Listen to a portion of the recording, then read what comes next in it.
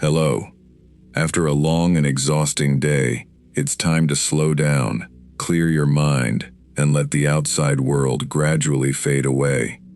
Find a comfortable place, dim the lights, and allow yourself to relax as tonight's dark and mysterious stories begin. Just remember, some stories stay with you long after the night is over. In October of 2011, Bellwether County hired me to verify a road that had been closed for 17 years. At least, that was what the paperwork said. I was 41 then, working as an independent right-of-way surveyor throughout the Appalachian counties of southwestern Virginia. Most of my contracts involved ordinary things: property disputes, drainage easements, rural lanes that existed on tax maps but not on the ground, roads that had been renamed 3 times by 3 different departments. The work required patience more than skill. Old records rarely agreed with one another, and people who had lived beside a road for 60 years often remembered its history better than the courthouse did. The assignment concerned a narrow route called Hollis Gap Road. According to the county's digital map, Hollis Gap Road ended at an abandoned quarry 1.7 miles north of Route 42.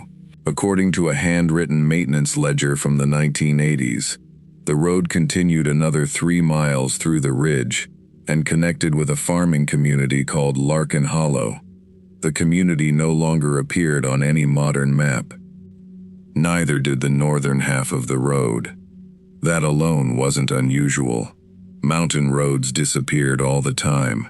A bridge washed out, a family moved away, or the county decided that maintaining 5 miles of pavement for 2 occupied houses was no longer worth the cost. What made Hollis Gap different was the money. For 17 years after the road had supposedly closed, Bellwether County had continued paying a small annual invoice for culvert inspection and brush removal. The amount was never large enough to attract attention, usually less than $800. The invoices came from different contractors over the years, but the descriptions were almost identical. Clear drainage at mile 3. Inspect shoulder near Old Hollis property. Replace blue reflector at North Curve. No one in the county administrator's office knew who had authorized the work. My job was to drive the road, confirm its length, photograph whatever remained, and provide coordinates for the official record. It should have taken one afternoon. The county engineering office was located in a converted elementary school outside the town of Bellwether. The hallways still had low drinking fountains and painted numbers above the doors. My contact was a woman named Janice Bell, who had worked for the county for nearly 30 years and seemed to know where every forgotten document had been stored. She gave me a paper folder, a rolled survey map, and a brass key attached to a block of faded red plastic. "The forestry gate should be locked," she said. "That key came from Public Works." The plastic tag had HGR scratched into it with the point of a knife. "Does anyone still live beyond the gate?" I asked. "Not according to the tax rolls." "What happened to Larkin Hollow?" Janice looked at the map on her desk. "I don't think I've ever heard of it. It's in the old maintenance ledger." She leaned forward to read the copy I had brought. Her expression changed slightly when she saw the name, though I couldn't tell whether it was recognition or confusion. "That ledger came from the courthouse basement," she said. "Some of those pages were probably copied from state records. There are invoices from last year." "I know. Who approved them?" "No signature, just a department code." "Which department?" She tapped the corner of the invoice. "Road safety." Bellwether County had no department by that name. Janice said the accounting software might have converted an old code incorrectly. That seemed possible. County systems were full of labels no one had bothered to update. Before I left, she told me to be back before dark. She said it casually, while returning the ledger to the folder. When I asked why, She nodded toward the window. Fog settles early up there. The morning had been clear, but by mid-afternoon, a low gray ceiling had covered the ridges. The forecast called for light rain after sunset.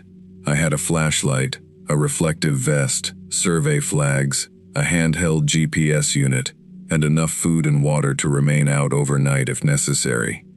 I wasn't concerned about the weather. Hollis Gap Road began behind a closed gas station 14 miles north of town. A rusted sign still advertised regular gasoline for $1.19. The pumps had been removed, leaving 4 concrete islands surrounded by weeds. Behind the station, a single strip of cracked pavement climbed into the trees. There was no road sign. About half a mile up, I reached the forestry gate. The county key opened it. Beyond the gate, the pavement narrowed to 1 lane. Grass grew through the center, but the surface was in better condition than I had expected. Someone had cut back the branches recently. The pale ends of trimmed limbs were visible along both shoulders. I stopped to photograph them.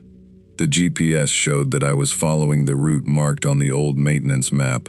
The modern county map displayed only an empty green area. At 1.7 miles, I reached the abandoned quarry. The entrance had been blocked with large limestone boulders. The cliffs beyond them were stained orange and black from decades of water. A shallow pond filled the lowest part of the pit. According to the modern map, Hollis Gap Road ended there. It didn't. The pavement continued along the eastern edge of the quarry and curved behind a stand of hemlocks. There was a road marker beside the curve. It was a narrow steel post with a rectangular blue reflector attached near the top. The reflector was clean. Not merely visible beneath the dirt, clean. Its surface caught the gray daylight and returned it in a sharp blue point. I photographed it and checked the location. 2.1 miles from the gate. The road ahead looked recently swept. Wet leaves covered the shoulders, but very few lay on the pavement. I walked 50 yards beyond the reflector before returning to my truck. I remember standing with one hand on the open door, trying to decide whether to continue. There was nothing frightening about the road. It was quiet, but most abandoned roads were quiet. The trimmed branches and clean reflector suggested that someone had been maintaining it, which was the reason I had been sent there. I drove on. The pavement rose gradually through the trees. There were no intersections and no places wide enough to turn around. The GPS showed my position moving north, but the route line ended behind me at the quarry. At mile 3, I found a concrete culvert beneath the road. The mouth of the pipe had been cleared recently. Fresh mud lay along the ditch, and wet leaves had been piled neatly against a tree. There were tire tracks on the shoulder, narrow enough to belong to a small tractor. I took measurements and photographs. The culvert had a date scratched into the concrete, 1958. Below it, someone had carved 3 initials, CAP. They were my initials. My full name is Charles Aaron Pike, though almost everyone has called me Aaron since I was a child. I crouched beside the culvert and ran my fingers over the letters. The carving was old. Moss had grown inside the grooves. There was no reasonable way it could have been made for me. I assumed the initials belonged to someone else. Initials repeat. That is one of the first things a person learns while working with property records. 2 men named Charles Pike had lived in Bellwether County during the 20th century. There had probably been dozens of people with the same 3 letters. Still, I photographed the carving. When I stood, I heard a clicking sound. It came from somewhere uphill. A slow mechanical rhythm. Click. Silence. Click. Silence. At first I thought water was dripping onto metal. Then I recognized it. A vehicle turn signal. I followed the sound around the next curve. The road was empty. The clicking continued for another 6 or 7 seconds. then stopped. No car was hidden among the trees. The slope rose sharply on one side and dropped into a ravine on the other. There was nowhere for a vehicle to leave the pavement. I checked the time. 4:16. I had already driven farther than the old map indicated. According to the odometer, I was 4.8 miles beyond the forestry gate. The maintenance ledger showed the road reaching Larkin Hollow at 4.7. I expected to find foundations or an abandoned farmhouse. Instead, the road continued into the trees. The GPS signal disappeared. The screen froze on my previous location, then displayed a message stating that the unit could not determine the date. I had never seen that message before. A GPS receiver can lose contact with satellites under heavy tree cover, but the date is stored internally. It does not need an active signal to know what day it is. I restarted the unit. The screen remained blank except for a small digital clock. The time read 4:17. My wristwatch read 4:29. I returned to the truck and placed the GPS on the passenger seat.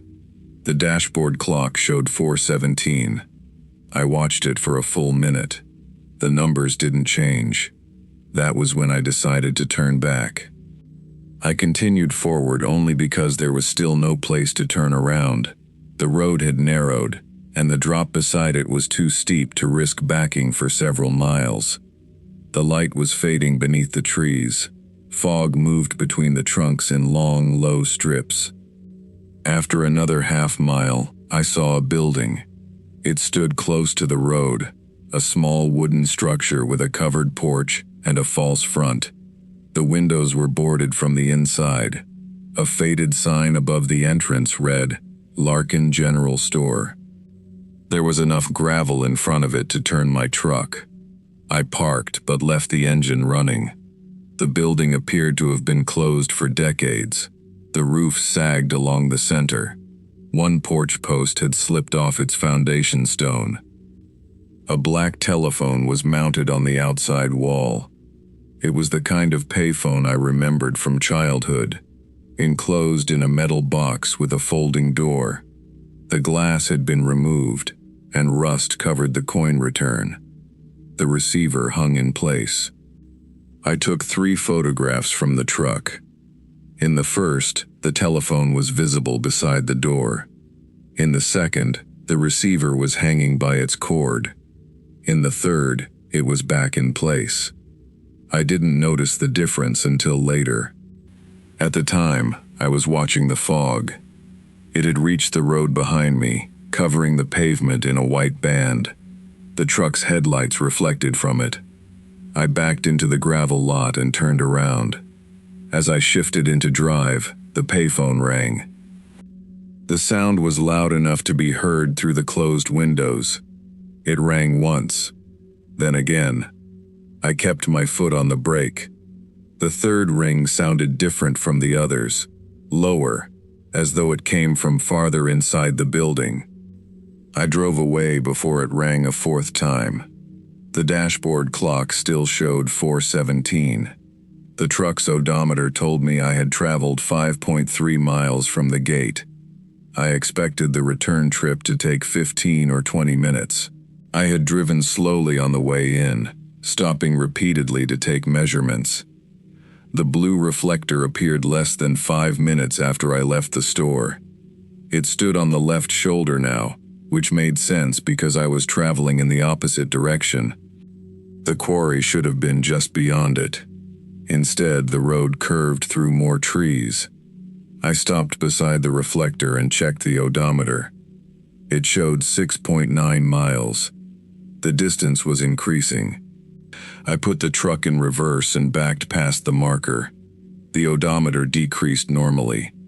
When I drove forward again, the marker passed my window, and the reading began to increase. I told myself I had mistaken a second reflector for the first.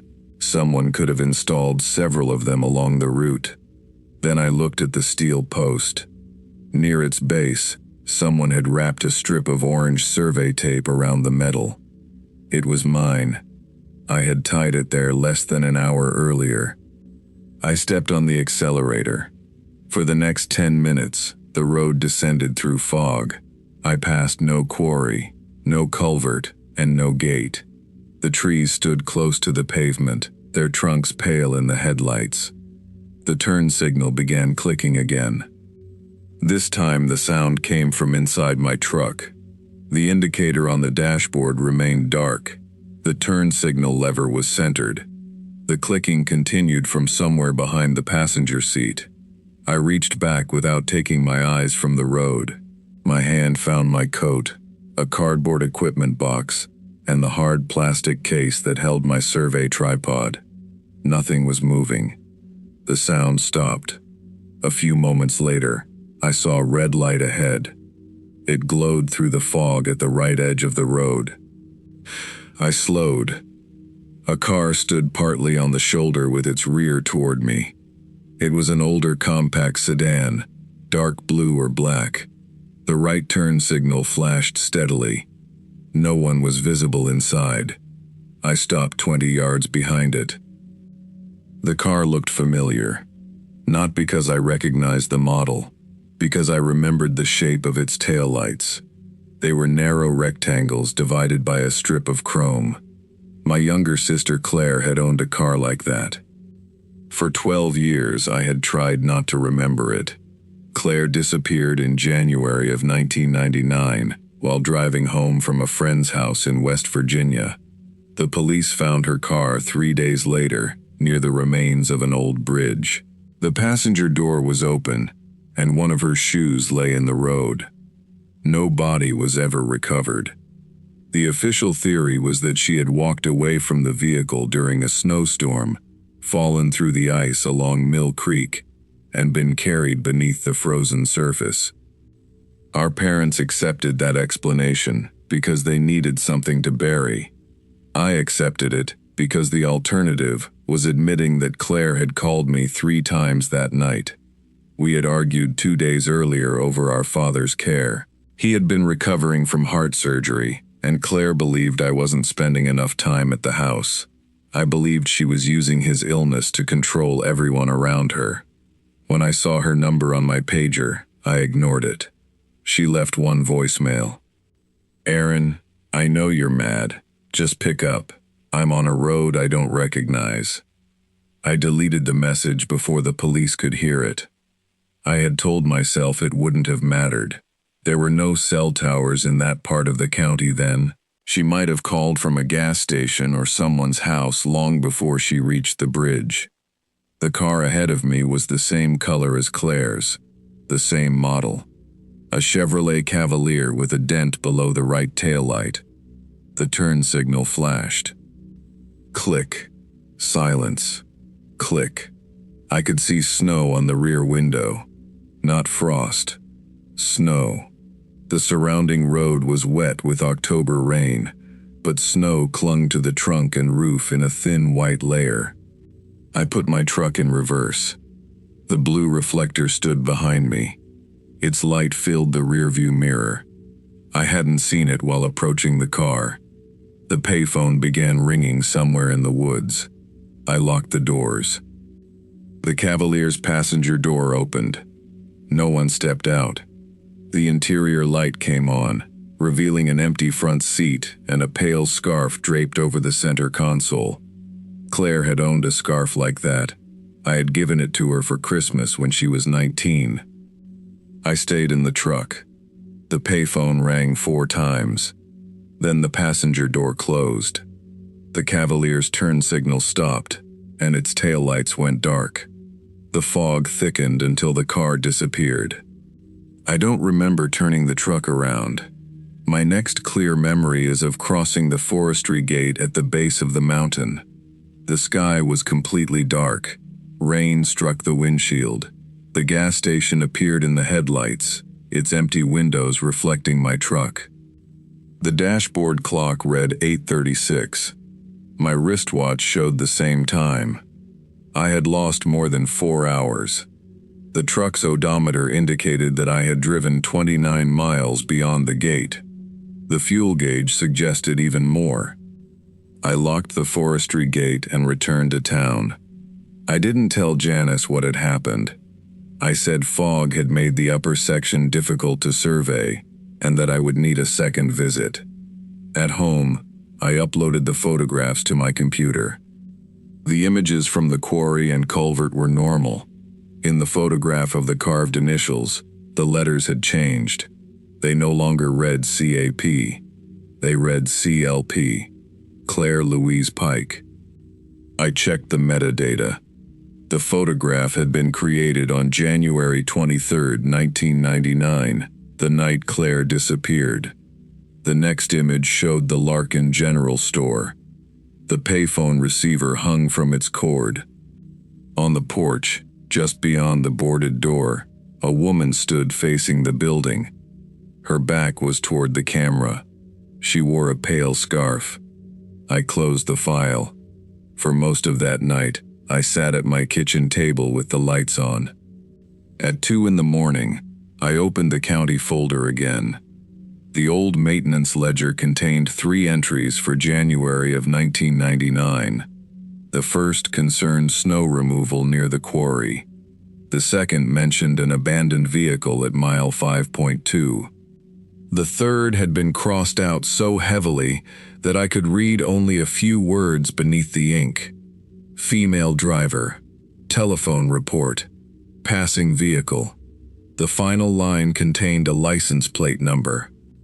It was mine. I owned a red Ford pickup in 1999. I sold it the following spring. The plate number in the ledger belonged to that truck. I didn't sleep. At 8 the next morning, I returned to the county engineering office. Janice was alone in the records room, sorting rolled maps into cardboard tubes. I placed the ledger in front of her. Where did this come from? I told you. Courthouse basement. Who wrote the entries? Probably Public Works. Do you know someone named Claire Pike? Janice stopped moving. The silence lasted long enough to answer the question. She was my sister, I said. I know who she was. You told me you'd never heard of Larkin Hollow. I said I didn't think I had. That's not the same thing. She sat down. For a moment, she looked older than she had the day before. Did you go past the quarry? Yes. How far? I found the old store. Janice closed her eyes. What did you see? I showed her the photograph. She didn't look surprised by the woman on the porch. Instead, she looked at the payphone. It's ringing again, she said. You've seen this place? No. You know about it. My father did. Janice's father, Harold Bell, had supervised Bellwether County's road crews for more than 20 years. He had retired in 2002 and died 6 years later. During the winter of 1999, he had been responsible for snow removal along the northern county roads. Janice unlocked a filing cabinet and removed a brown envelope. Inside was a spiral notebook with a black cover. My father gave me this before he died, she said. He told me to burn it. I didn't. The notebook contained dates, weather conditions, equipment numbers, and the names of road crew employees. Most entries were brief. The pages concerning Hollis Gap Road were different. Harold Bell had written them in cramped lines that filled every available space. January 23, 1999. Received report of disabled vehicle beyond quarry at 8:40 p.m. Caller identified herself as Claire. Said another vehicle passed without stopping. Caller uncertain of road name. Phone disconnected. Gate found locked at 9:12 p.m. No tire tracks beyond quarry. January 24th. Gate open at 5:30 a.m. Blue Cavalier, located beside Old Larkin store. Passenger door open. No driver. Fresh tracks leading north. Tracks ended at pavement. Vehicle removed by county order before state police arrived. January 25th. State police reported vehicle found near Mill Creek Bridge. Same plate number. Same vehicle identification number. Damage inconsistent with prior observation. Harold had underlined the last sentence twice. In later entries, he described returning to Hollis Gap Road with 2 employees.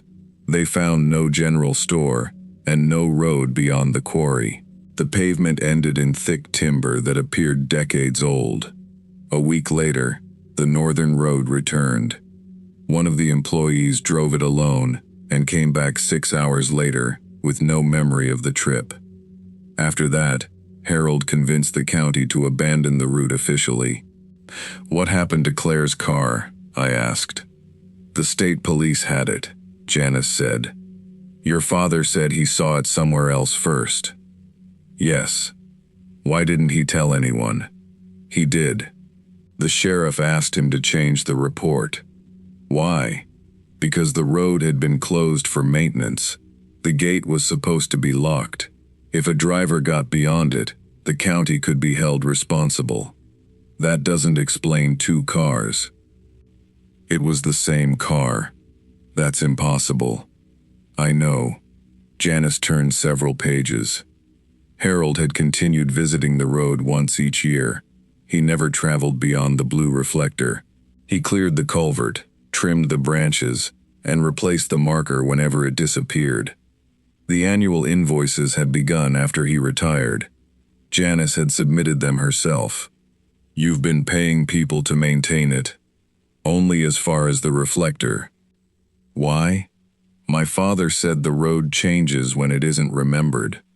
"What does that mean?" "He thought closing it made it worse. As long as the county treated it like a real road, it stayed mostly where it belonged." "Mostly?" Janice looked at the photograph again. The reflector used to be at mile 3. I remembered passing it at 2.1. What happens when it moves? He never explained. I asked for the names of the road crew employees who had accompanied her father. One was dead. The other, Leonard Mott, lived in a small house outside Bellwether. Mott was 83 and almost completely deaf. His daughter helped him understand my questions while we sat in his living room. He remembered Hollis Gap Road. When I showed him Claire's photograph, he refused to touch it. "That road does not take people," he said. His voice was rough and much louder than necessary. "What does it do?" "It waits for them."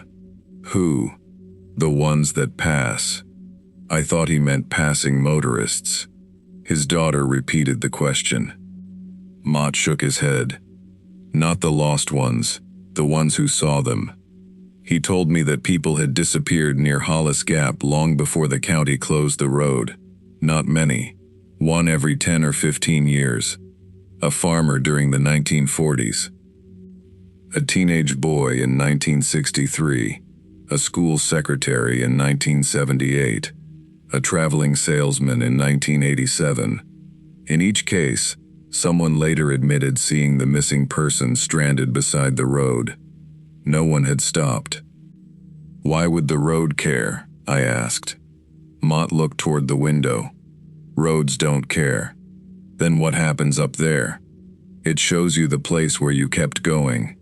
I told him about the car in the fog. He listened without interrupting. When I finished, he asked whether the passenger door had opened. "Yes." "Did you get out?" "No." "Good. What would have happened?" "You might have brought her back." For a moment, I felt something close to hope. Then Mott continued. "But it wouldn't have been your sister." He said the road did not preserve people. It preserved choices. Every abandoned vehicle, every unanswered call, every moment when someone decided that another person's trouble was not their responsibility. The road repeated those moments until someone stopped. What happens if you stop? Mott rubbed his hands together. My friend Calvin stopped.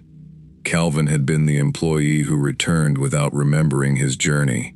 For the rest of his life, he sometimes received telephone calls from strangers asking for directions. The callers always described roads that had been gone for years. After each call, Calvin would find wet leaves or snow on the floor beside his bed. He believed he had let something follow him home, Mott said. "What am I supposed to do?" "Nothing. My sister is still there." "No, your choice is there." "That's the same thing." "It isn't." I left his house angry. For 12 years, I had carried the guilt of not answering Claire's calls. Now the county records suggested something worse. My truck had been seen on Hollis Gap Road. I had passed her. The problem was that I had no memory of doing so. I remembered working late that night at a construction site near Mason Ridge. I remembered driving home through snow. I remembered stopping at a convenience store shortly before 10. Hollis Gap Road would have added nearly 40 minutes to that trip. At home, I searched through an old box of tax receipts and bank statements. I found the receipt from the convenience store. The time printed at the top was 11:48. I had always remembered arriving there before 10. 2 hours were missing. The following Monday, I requested the police evidence photographs from Claire's case. Because I was immediate family, the records clerk allowed me to view them at the sheriff's office. The photographs showed the Cavalier near Mill Creek Bridge. The passenger door was open. The pale scarf lay across the center console. In the final photograph, the camera had been pointed toward the snowy road behind the car. A set of tire tracks passed the Cavalier without stopping. The tread pattern was clear. I recognized it because I had bought those tires myself. They belonged to my Ford pickup. I began to remember while sitting in the records room. Not all at once. First, I remembered the blue reflector shining through snow. Then the clicking of Claire's turn signal. Then her standing beside the car, one arm raised.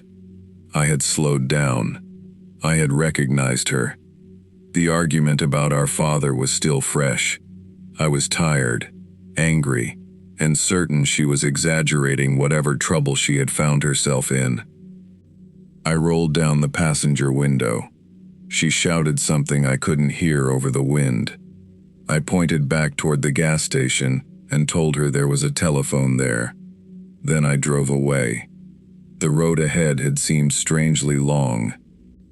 At some point, I passed the same blue reflector twice. I remembered stopping at the abandoned store and hearing the payphone ring. I did not remember answering it. My next memory was the convenience store at 11:48. I had not merely ignored Claire's calls. I had seen her. I had left her standing in the snow. The memory returned with such ordinary detail that I knew it was true. The coffee stain on my truck's console, the torn cuff of Claire's coat, the way she held one hand over her left ear because the wind hurt it. Details no photograph had shown me. For the next several days, I tried to finish my report without returning to Hollis Gap Road. I could not. The coordinates from my GPS were corrupted. The photographs changed each time I opened them. Sometimes the woman stood on the porch. Sometimes she stood beside the payphone. In one version, she faced the camera. The face was not Claire's. It was mine. The annual maintenance invoice appeared on my kitchen table on Thursday morning. I lived alone. The doors had been locked. The paper was dry, but it smelled of wet leaves. The description read, "Replace blue reflector at North Curve." The amount was $780. The contractor line contained my name. At the bottom, beneath the department code, someone had written a date, January 23, 2012, 3 months in the future. I called Janice. She told me not to return to the road. "The reflector moved because you went past it," she said. "If you leave it alone, It may move back. How long? I don't know. What happens in January? She was quiet. My father believed the road came closest on the date someone disappeared. You knew Claire's anniversary was coming. I didn't know your name would appear. You sent me there. I sent a surveyor. You knew who I was. Yes. Her answer was so direct that I couldn't speak. I thought you might be able to close it, she said. Close what? The part that belongs to Claire. That evening, I drove to the old gas station. The forestry gate was open. I left my phone and GPS unit in the truck. I brought only a flashlight, the paper invoice, and one of the police photographs showing Claire's car. Rain had fallen throughout the afternoon, but the sky had cleared. The temperature dropped as I climbed. The quarry appeared at the correct distance. The blue reflector stood just beyond it. Someone had tied orange survey tape around the post. I removed the tape. On the back of the reflector, scratched into the metal, were the words, "You passed once." I drove beyond it. The road seemed shorter than before. The culvert appeared almost immediately, followed by the old store. The payphone was ringing. I parked in the gravel lot and turned off the engine. The ringing stopped when I opened the door. For several minutes, nothing happened. Cold air moved through the trees. Water dripped from the porch roof. The building smelled of damp wood and dust. I walked to the telephone. The receiver was warm. When I lifted it, I heard the soft clicking of a turn signal. Then Claire spoke. "Aaron?" Her voice had not aged. I couldn't answer. "Aaron, I know you're mad." The words were identical to those on the voicemail. "Just pick up. I'm on a road I don't recognize." "I'm here," I said. The line became very quiet. Then she asked, "Why didn't you stop?" There was no anger in her voice. That made it worse. "I thought you were trying to make me feel guilty." "For what?" "For Dad. For leaving you to handle everything." "I was asking for help." "I know. You saw me." "Yes." The clicking continued. I looked through the fog toward the road. Red light flashed between the trees. "Can you come back?" she asked. I closed my eyes. "I don't think you're Claire." The silence on the line changed. It became deeper, as if the wire extended down through miles of empty ground. "I was," the voice said. The Cavalier stood in the road. Claire was beside it now, wearing the same torn coat and pale scarf. Snow fell around her, melting before it touched the wet October pavement. She raised one hand. I wanted to go to her. Every part of me that had spent 12 years imagining a different ending wanted to cross the road, take her arm, and bring her home. Then I noticed the passenger door. It was open. Someone sat inside the car, a man wearing my old red work jacket. His face was turned away, but I knew who he was. Not the man I had been in 1999. The man I would become if I entered that car. A version of me who could remain on the road forever, repeating the moment before I drove away. The voice on the telephone said my name again. I placed the police photograph on the shelf beneath the payphone. "I can't bring you back," I said. Claire lowered her hand. "But I can tell them where I left you." I hung up. The ringing began immediately. I did not answer again. I walked toward the Cavalier. With each step, the snow thickened. The October trees faded until the road looked exactly as it had in January of 1999. Claire stood beside the passenger door. When I was close enough to see her face, I understood that Leonard Mott had been right. It wasn't my sister. It was the final moment in which she had expected something from me. The road had given that moment her shape, her voice, and her memory. "I'm sorry," I said. The figure watched me. I placed the maintenance invoice on the hood of the car. Then I wrote 3 words across the contractor line. "Road remains open." The turn signal stopped clicking. For 1 second, there was no sound at all. Then the car, the snow, and the woman disappeared. I stood alone on wet pavement. The general store was gone. In its place was a collapsed stone foundation covered with ferns. My truck was parked beside the quarry, almost 3 miles away. I walked back to it in darkness. The road did not change. The next morning, I gave Janice my report. I included every photograph, every coordinate, and copies of Harold Bell's notebook. I described the duplicate vehicle records and the altered police timeline. I signed my name beneath a statement explaining that I had seen Claire on Hollis Gap Road the night she disappeared and had failed to stop. Janice read the first page. "You know what this will do," she said. "Yes." The county reopened Claire's case. The investigation lasted nearly a year. No one found her body, and no one could explain how her vehicle had appeared in 2 locations. The county denied altering any official report. Janice retired before the investigation ended. I lost several local contracts, though no one told me directly that the report was the reason. Hollis Gap Road was added back to the county map. It appeared as an unmaintained route extending 5.3 miles beyond the quarry. Larkin Hollow did not reappear. Neither did the general store. Once each autumn, I drive as far as the blue reflector. I clear the leaves around it and inspect the drainage pipe.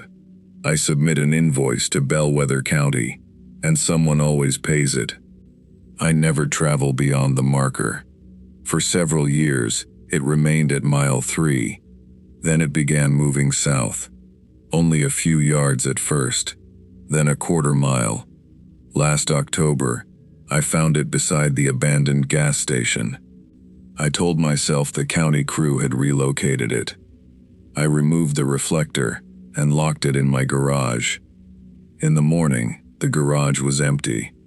The reflector stood at the end of my driveway.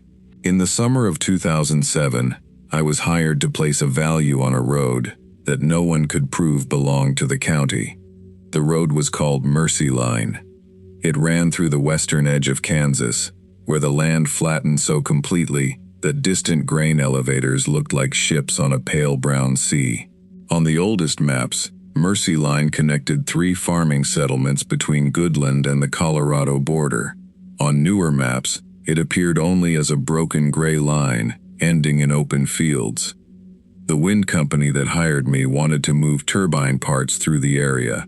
Their trucks required wide turns, reinforced culverts, and roads that could legally support more weight than most county roads had ever carried. My work was not to inspect pavement. I was a right-of-way appraiser. I spent my days deciding who owned the ground beneath roads, fences, irrigation ditches, and utility lines. Most people assumed ownership was simple. A deed named a person, a survey marked a boundary, and that was the end of it. In rural counties, it was rarely that clean. A road might have been used by the public for 70 years without ever being formally dedicated. A fence might sit 20 feet inside the legal boundary because a farmer's grandfather had built around a cottonwood tree. A family could pay taxes on land the county had been grading since before anyone remembered. Mercy Line was worse than most. The county claimed it had abandoned the road in 1968. The State Highway Archive showed maintenance payments continuing until 1984. A federal soil survey from 1992 included a bridge that did not appear in any county record. And 3 landowners insisted that mail was still being delivered along the route. There were no houses there. That was why I went. At the time, I was 52 years old and living alone in a rented duplex outside Salina. My divorce had been final for almost 6 years.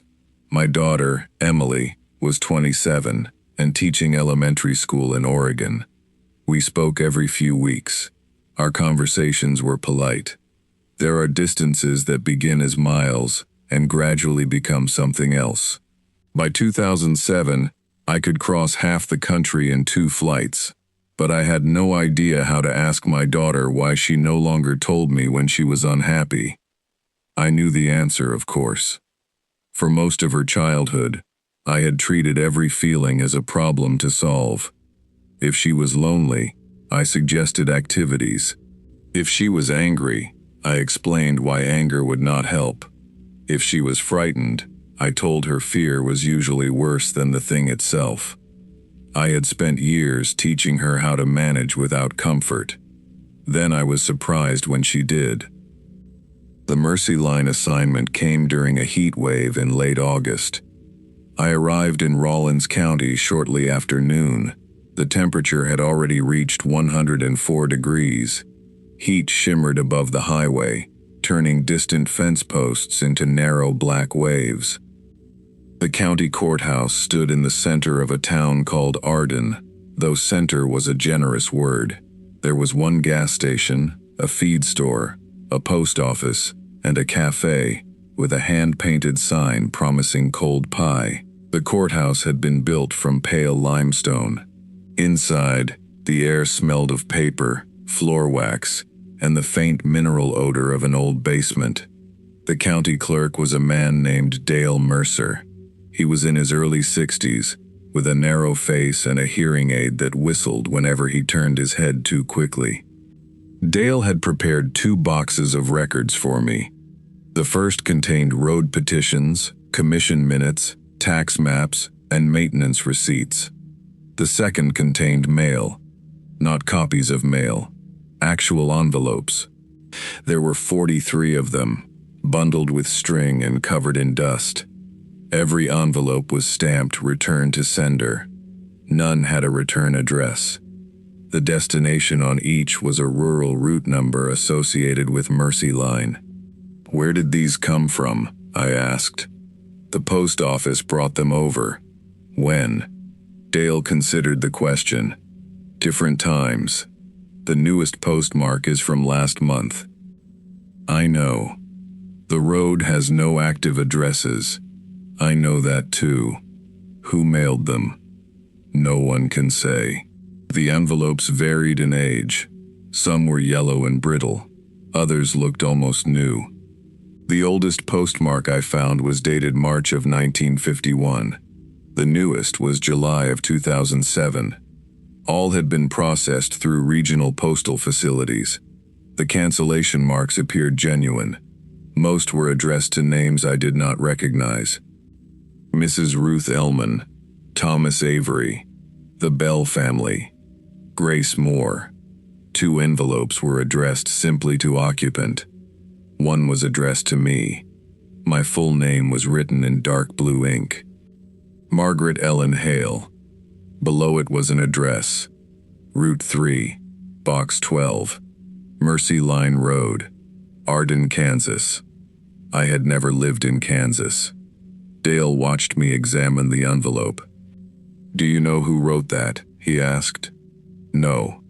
You should probably leave it closed." "Why?" "That's what the postmaster said." "Has he seen letters like this before?" "She." "Has she seen them?" Dale glanced toward the hallway. "I think you should speak with her." The post office was across the street. The postmaster, Nora Vance, had worked there for 38 years. She was a compact woman, with silver hair, and the careful movements of someone who disliked wasting time. When I showed her the envelope, she did not touch it. "Where did you find that?" "In the county records."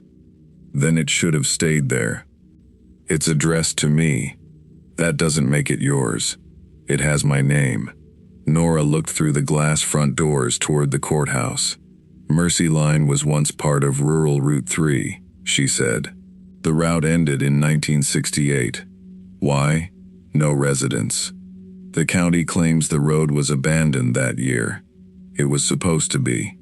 But mail is still being processed. Sometimes. How? She folded her hands on the counter. Machines do things people don't understand. The addresses are invalid. The mail should be rejected at the sorting center. It usually is. Who collects it from the mailboxes? No one. Then where does it enter the system? Nora did not answer. I asked whether she would drive the route with me. She said no immediately. Then she told me to avoid the road after sunset. Everyone in small towns warns visitors about weather, loose cattle, washed out bridges, or areas without cell service. They do it so often that the warnings begin to sound interchangeable. I assumed Nora meant the road was poorly marked. I left the post office with the envelope in my briefcase. My plan was to inspect Mercy Line, locate any remaining public improvements, and photograph every gate, culvert, and intersection. I had booked a room at a motel near the interstate and expected to finish before dinner. The road began 10 miles west of Arden. There was no sign. I found it by matching a line of telephone poles to a 1963 highway map. The first mile was gravel. The surface was pale and loose, with deep ruts along the shoulders. Sunflowers grew against the fences. Grasshoppers struck the windshield in dry little taps. After the first mile, the gravel ended. Beyond it, 2 tire tracks continued through short grass. A leaning mailbox stood beside the road. Its door was open. There was no house behind it. The nearest structure was an abandoned barn almost half a mile away.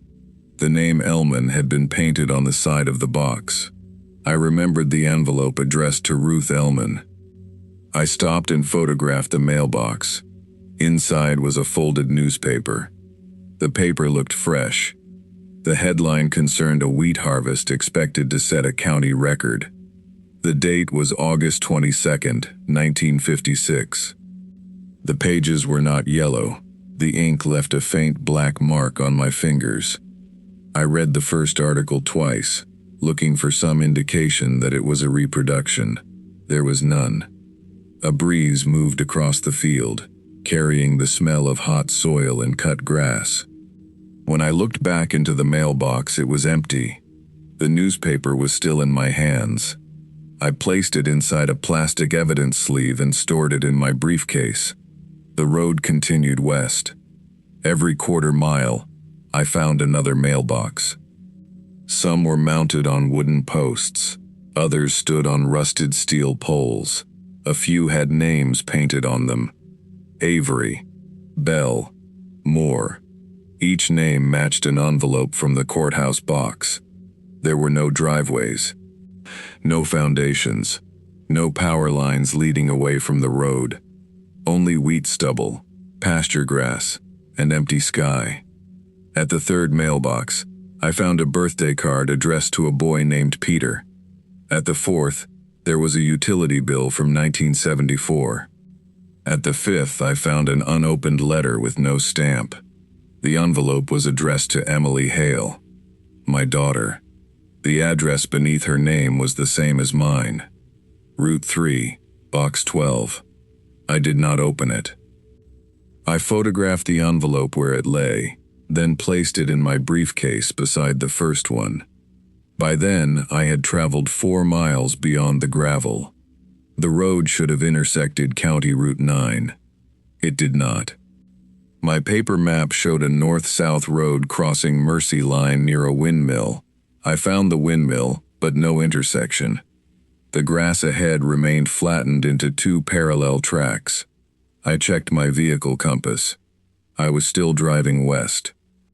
My GPS showed an unnamed road, though the digital map displayed open farmland. The distance back to Arden was 14 miles. I turned around. The mailboxes appeared on the opposite side as expected, but their order had changed. Moore came first, then Bell, then Ellman. The mailbox labeled Avery was missing.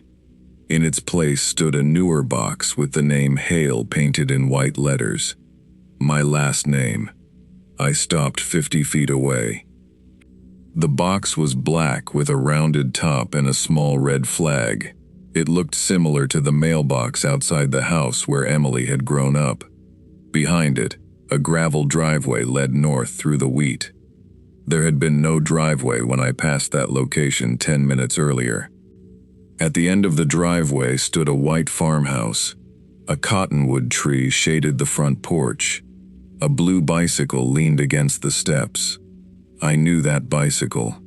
Emily had received one just like it for her 9th birthday. My former husband, David, had spent most of a Saturday assembling it. He attached the front brake incorrectly, and Emily rode directly into a hedge the first time she tried it.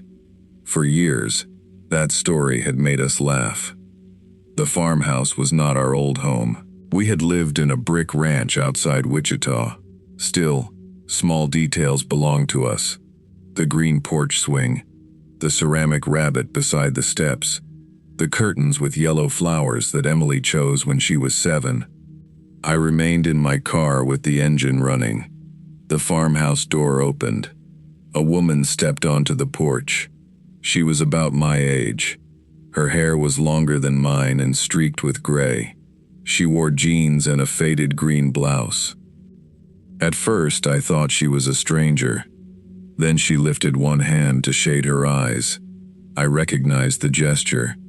I was looking at myself, not a reflection, not someone who resembled me.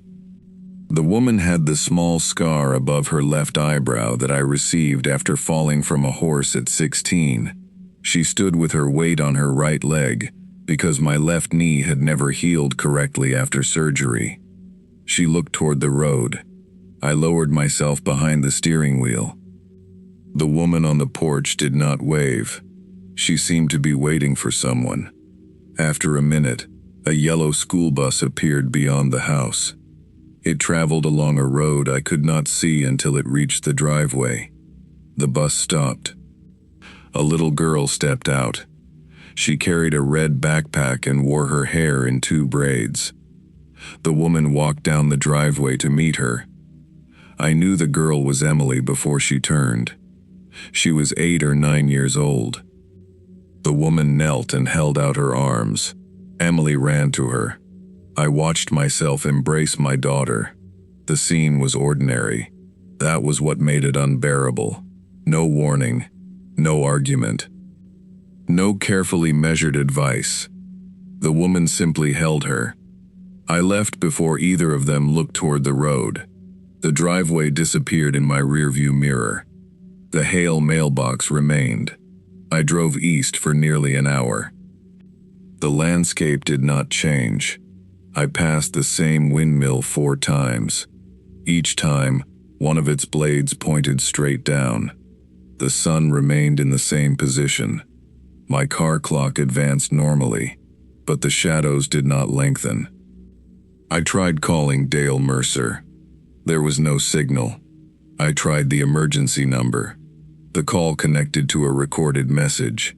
A woman's voice said, "Rural Route 3 service has been discontinued. Please leave outgoing mail with the flag raised." The message repeated. I ended the call. The envelope addressed to me lay on the passenger seat.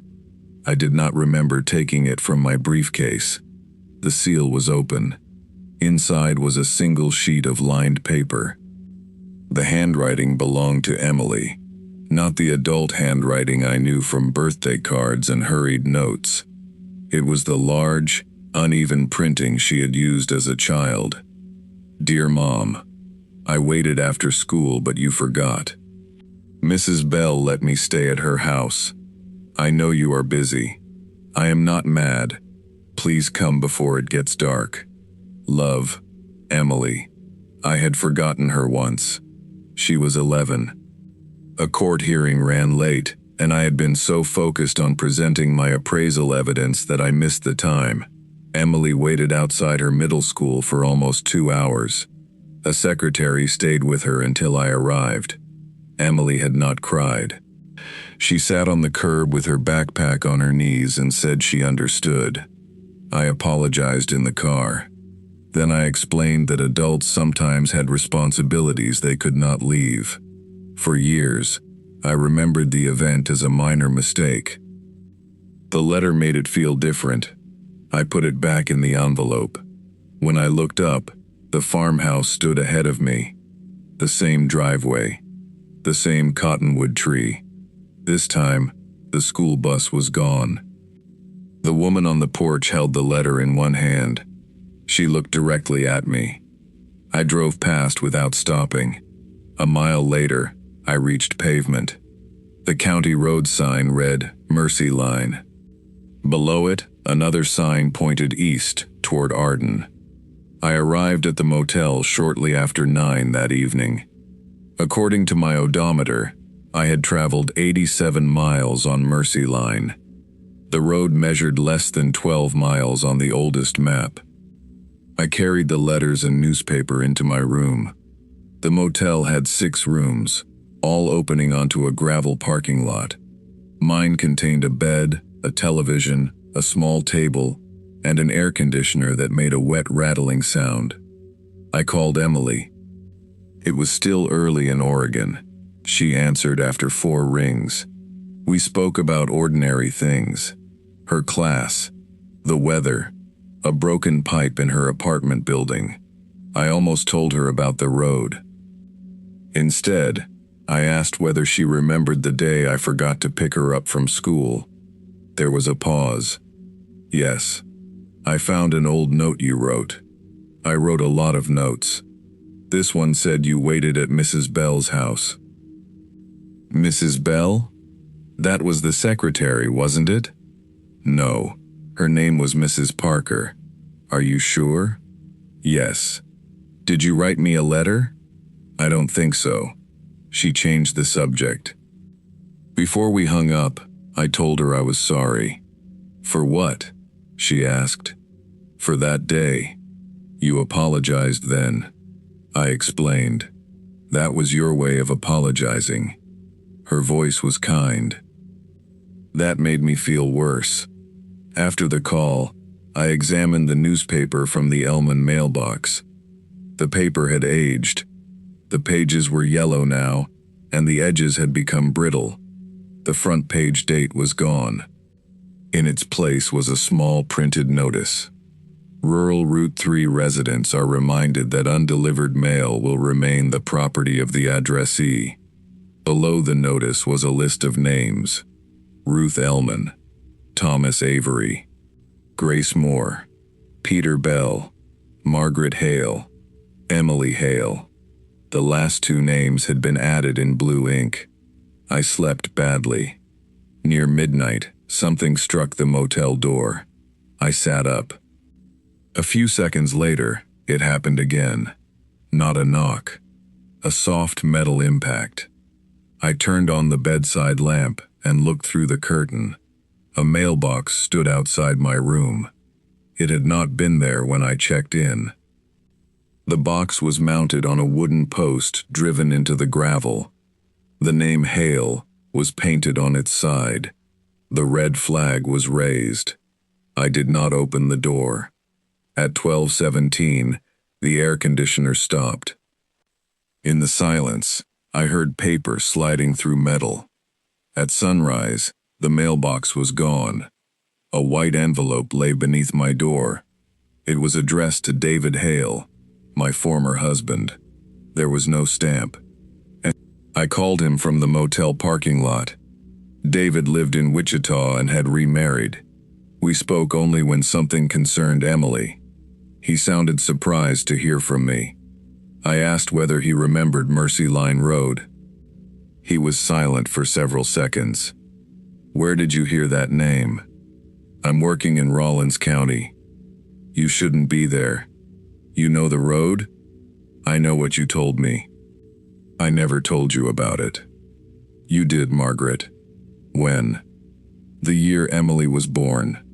I sat on the curb outside my room. David said that shortly after Emily's birth, I had experienced several weeks of severe exhaustion. One afternoon, I left our house to buy groceries. I returned almost 8 hours later. The groceries were warm. The car's fuel tank was nearly empty. I told him I had taken a wrong turn outside Colby and found a road lined with mailboxes. That made no sense. Colby was more than 2 hours away from our home. According to David, I had been frightened.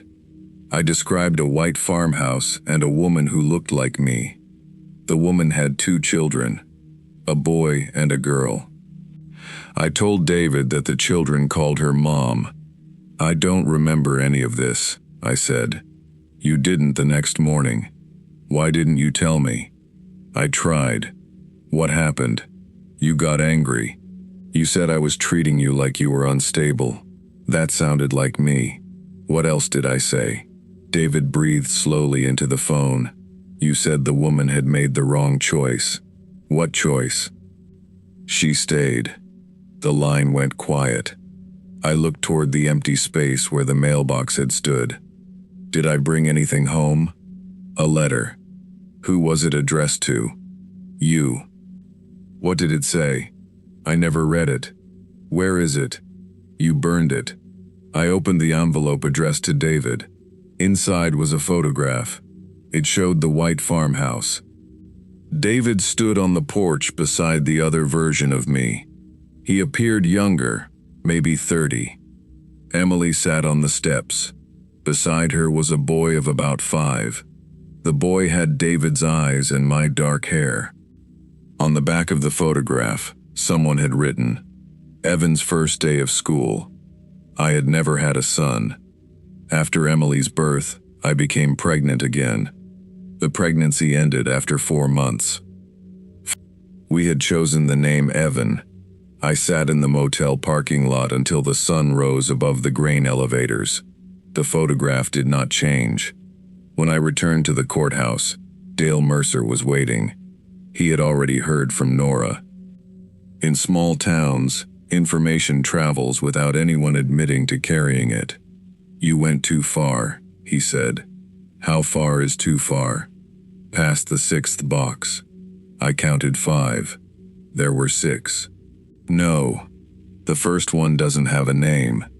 I remembered the leaning mailbox beside the gravel. Elman had been the first name I saw, but there might have been an unmarked box before it. What happens after the 6th? I asked. Dale removed his hearing aid and placed it on the desk.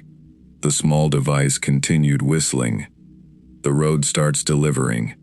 Delivering what? What was never sent. I showed him the photograph of the farmhouse. He turned it over but did not study the image. Did you open your letter? It opened itself. That isn't what I asked. Yes. Then it has your address. It already had my address. No, it had the road's address. What is the difference? The road can send mail anywhere once the person accepts it. I didn't accept anything. You took it with you. I asked what he knew about Mercy Line. Dale said the road had served a small farming community until the drought years of the 1950s. Families moved away gradually. Some farms were sold, others were abandoned. By 1968, only one household remained. The Moore family. Grace Moore worked as a substitute rural mail carrier. Her husband had died, and her children lived out of state. She continued delivering mail along Route 3, even after most addresses became inactive. One December morning, Grace failed to return. Her postal vehicle was found at the western end of Mercy Line. The doors were locked. All the mail had been delivered. The following spring, the county removed the road from its maintenance list. But the letters kept coming, Dale said. From Grace? No one knows. Why are some addressed to people who never lived there? Everyone lives somewhere they didn't choose. That doesn't mean anything. It's what Nora says. I asked to see the property records for Box 12. The parcel belonged to the Bell family until 1962. After that, the land passed through several owners. and eventually became part of a large wheat farm. No structure was listed. The legal description included a handwritten note, "Residence retained for postal purposes." I asked whether a house had once stood there. Dale brought out an aerial photograph from 1959.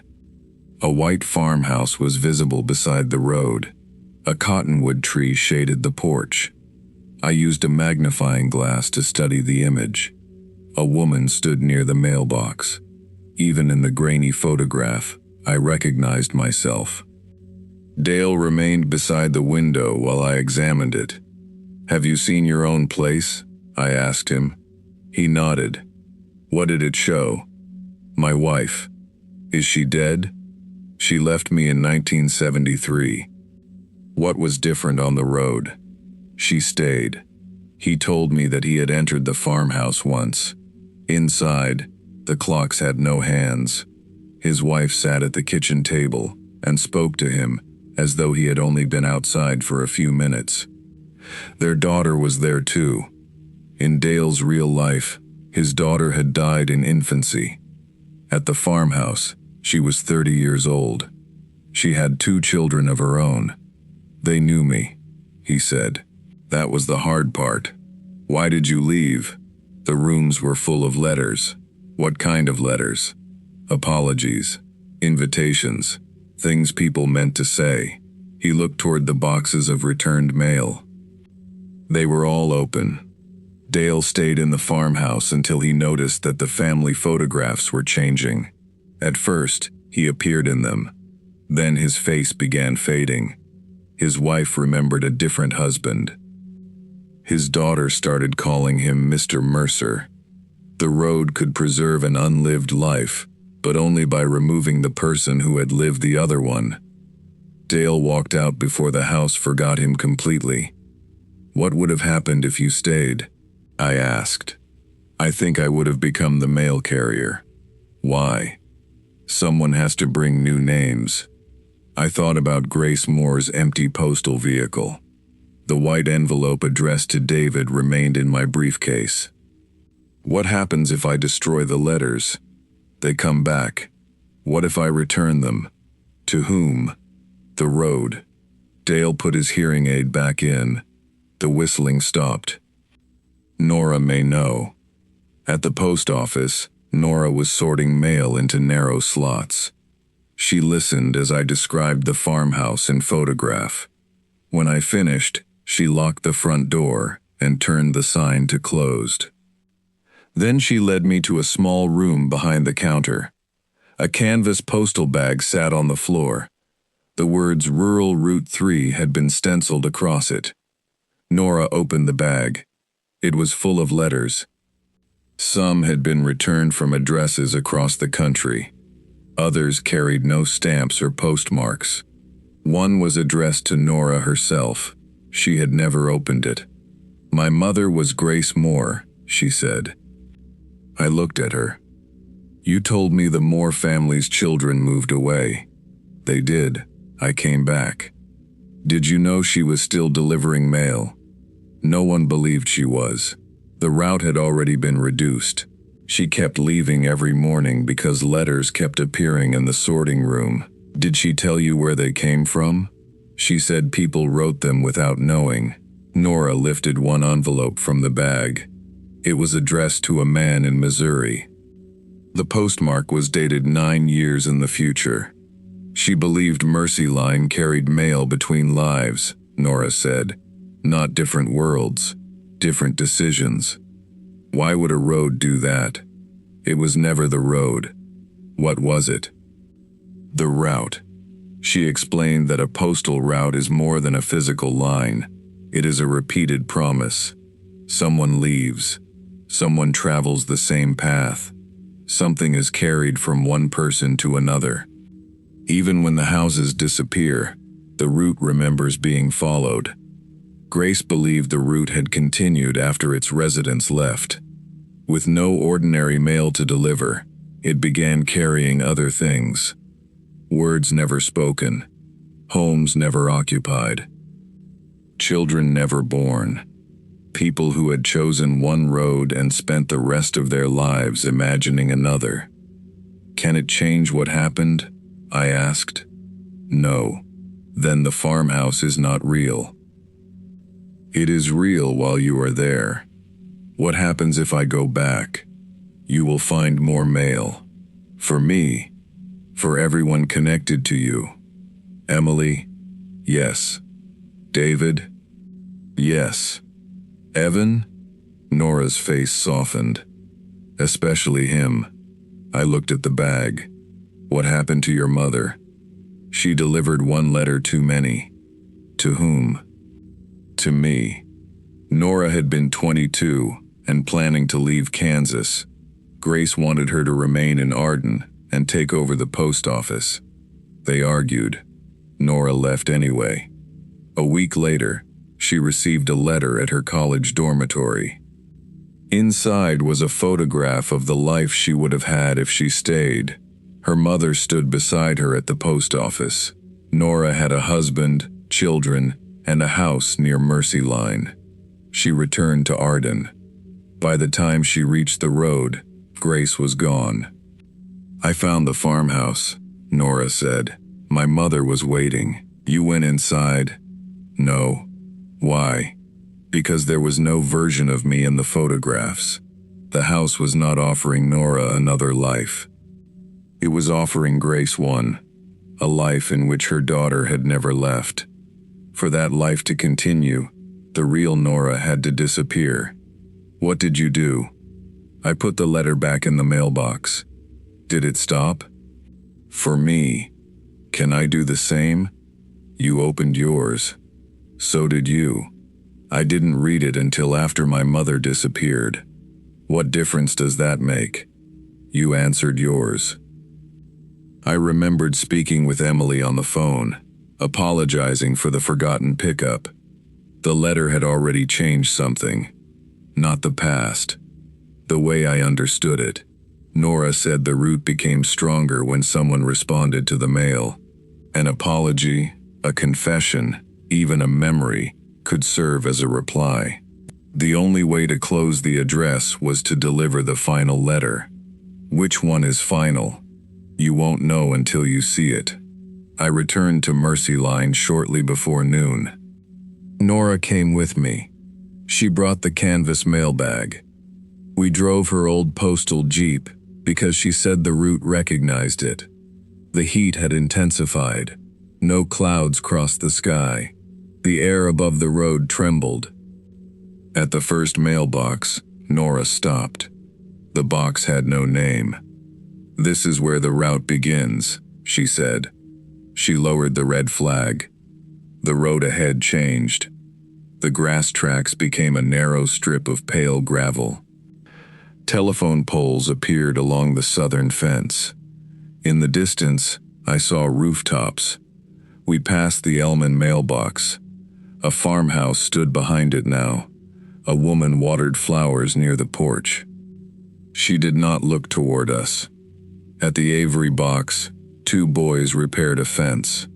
At Bell, laundry moved on a clothesline. The settlement was not abandoned anymore. It was a quiet farming community on a late summer afternoon. Nothing about it looked supernatural. That frightened me more than empty fields had. Nora drove slowly. Don't speak to anyone unless they speak first, she said. Why? They may know you differently. At the Moore mailbox, an elderly woman stood waiting. Nora tightened both hands around the steering wheel. The woman wore a blue postal uniform. Her hair was pinned beneath a cap. Is that Grace? I asked.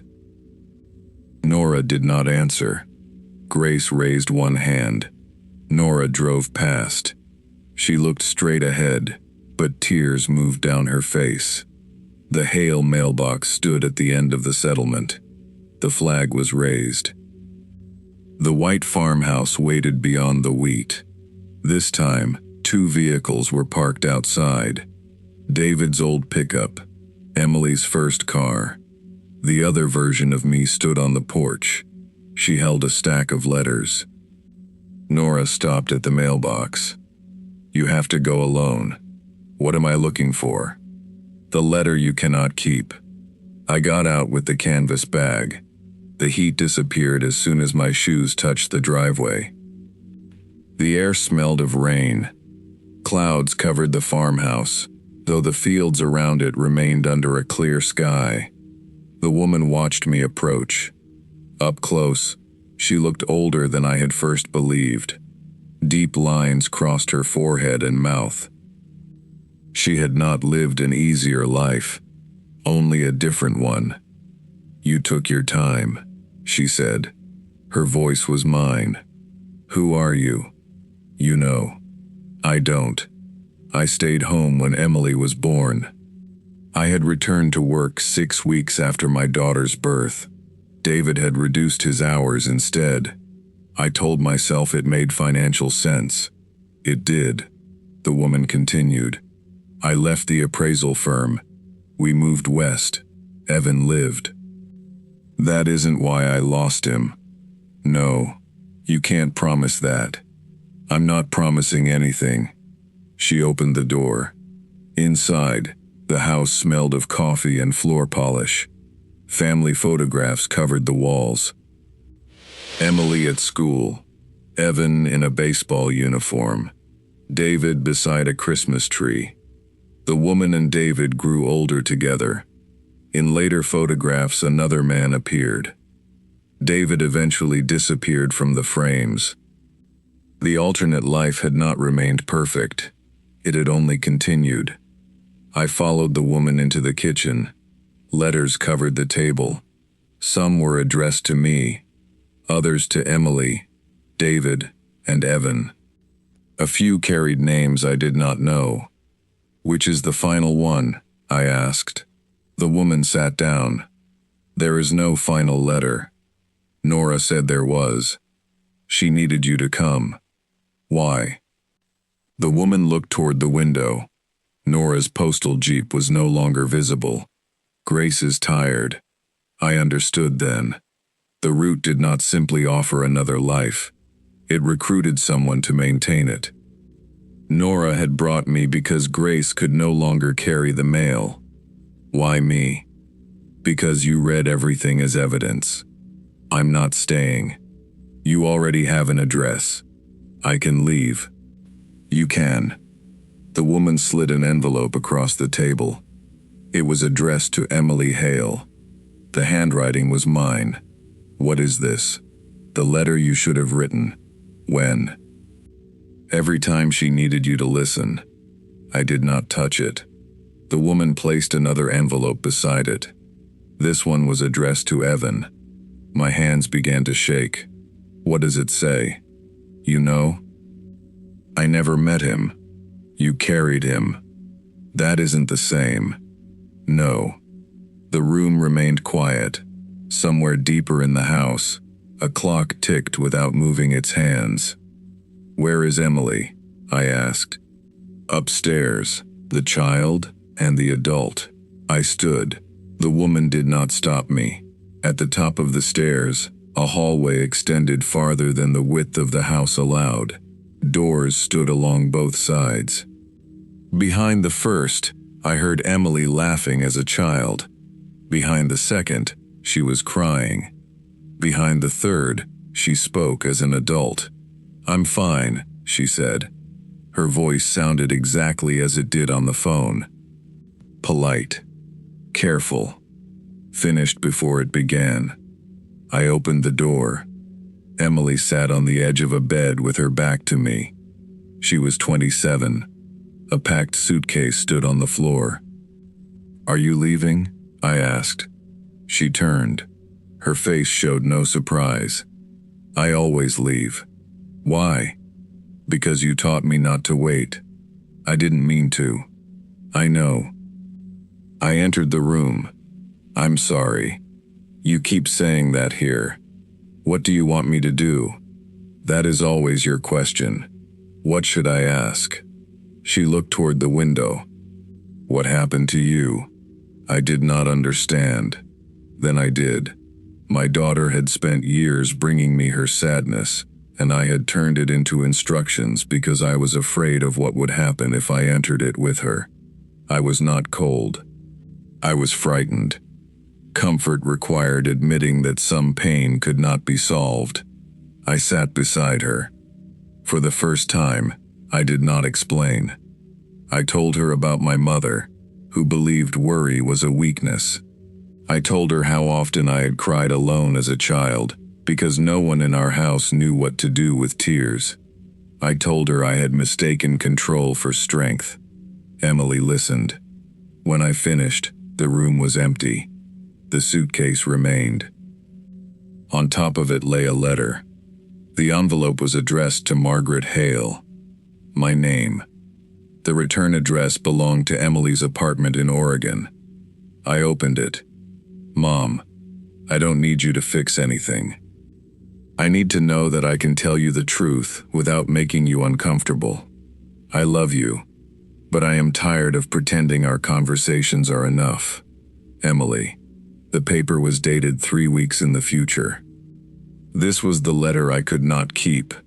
Not because it was painful, because keeping it would mean waiting for it to arrive. I carried it downstairs. The other woman stood beside the back door. Will she really send this? Maybe. Does the road know? The route knows what is already being carried.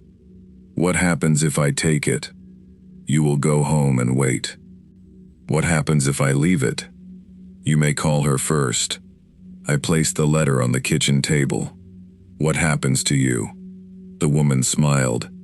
I remain where you left me. You aren't real. I am as real as regret needs me to be. Outside, the settlement had grown quiet.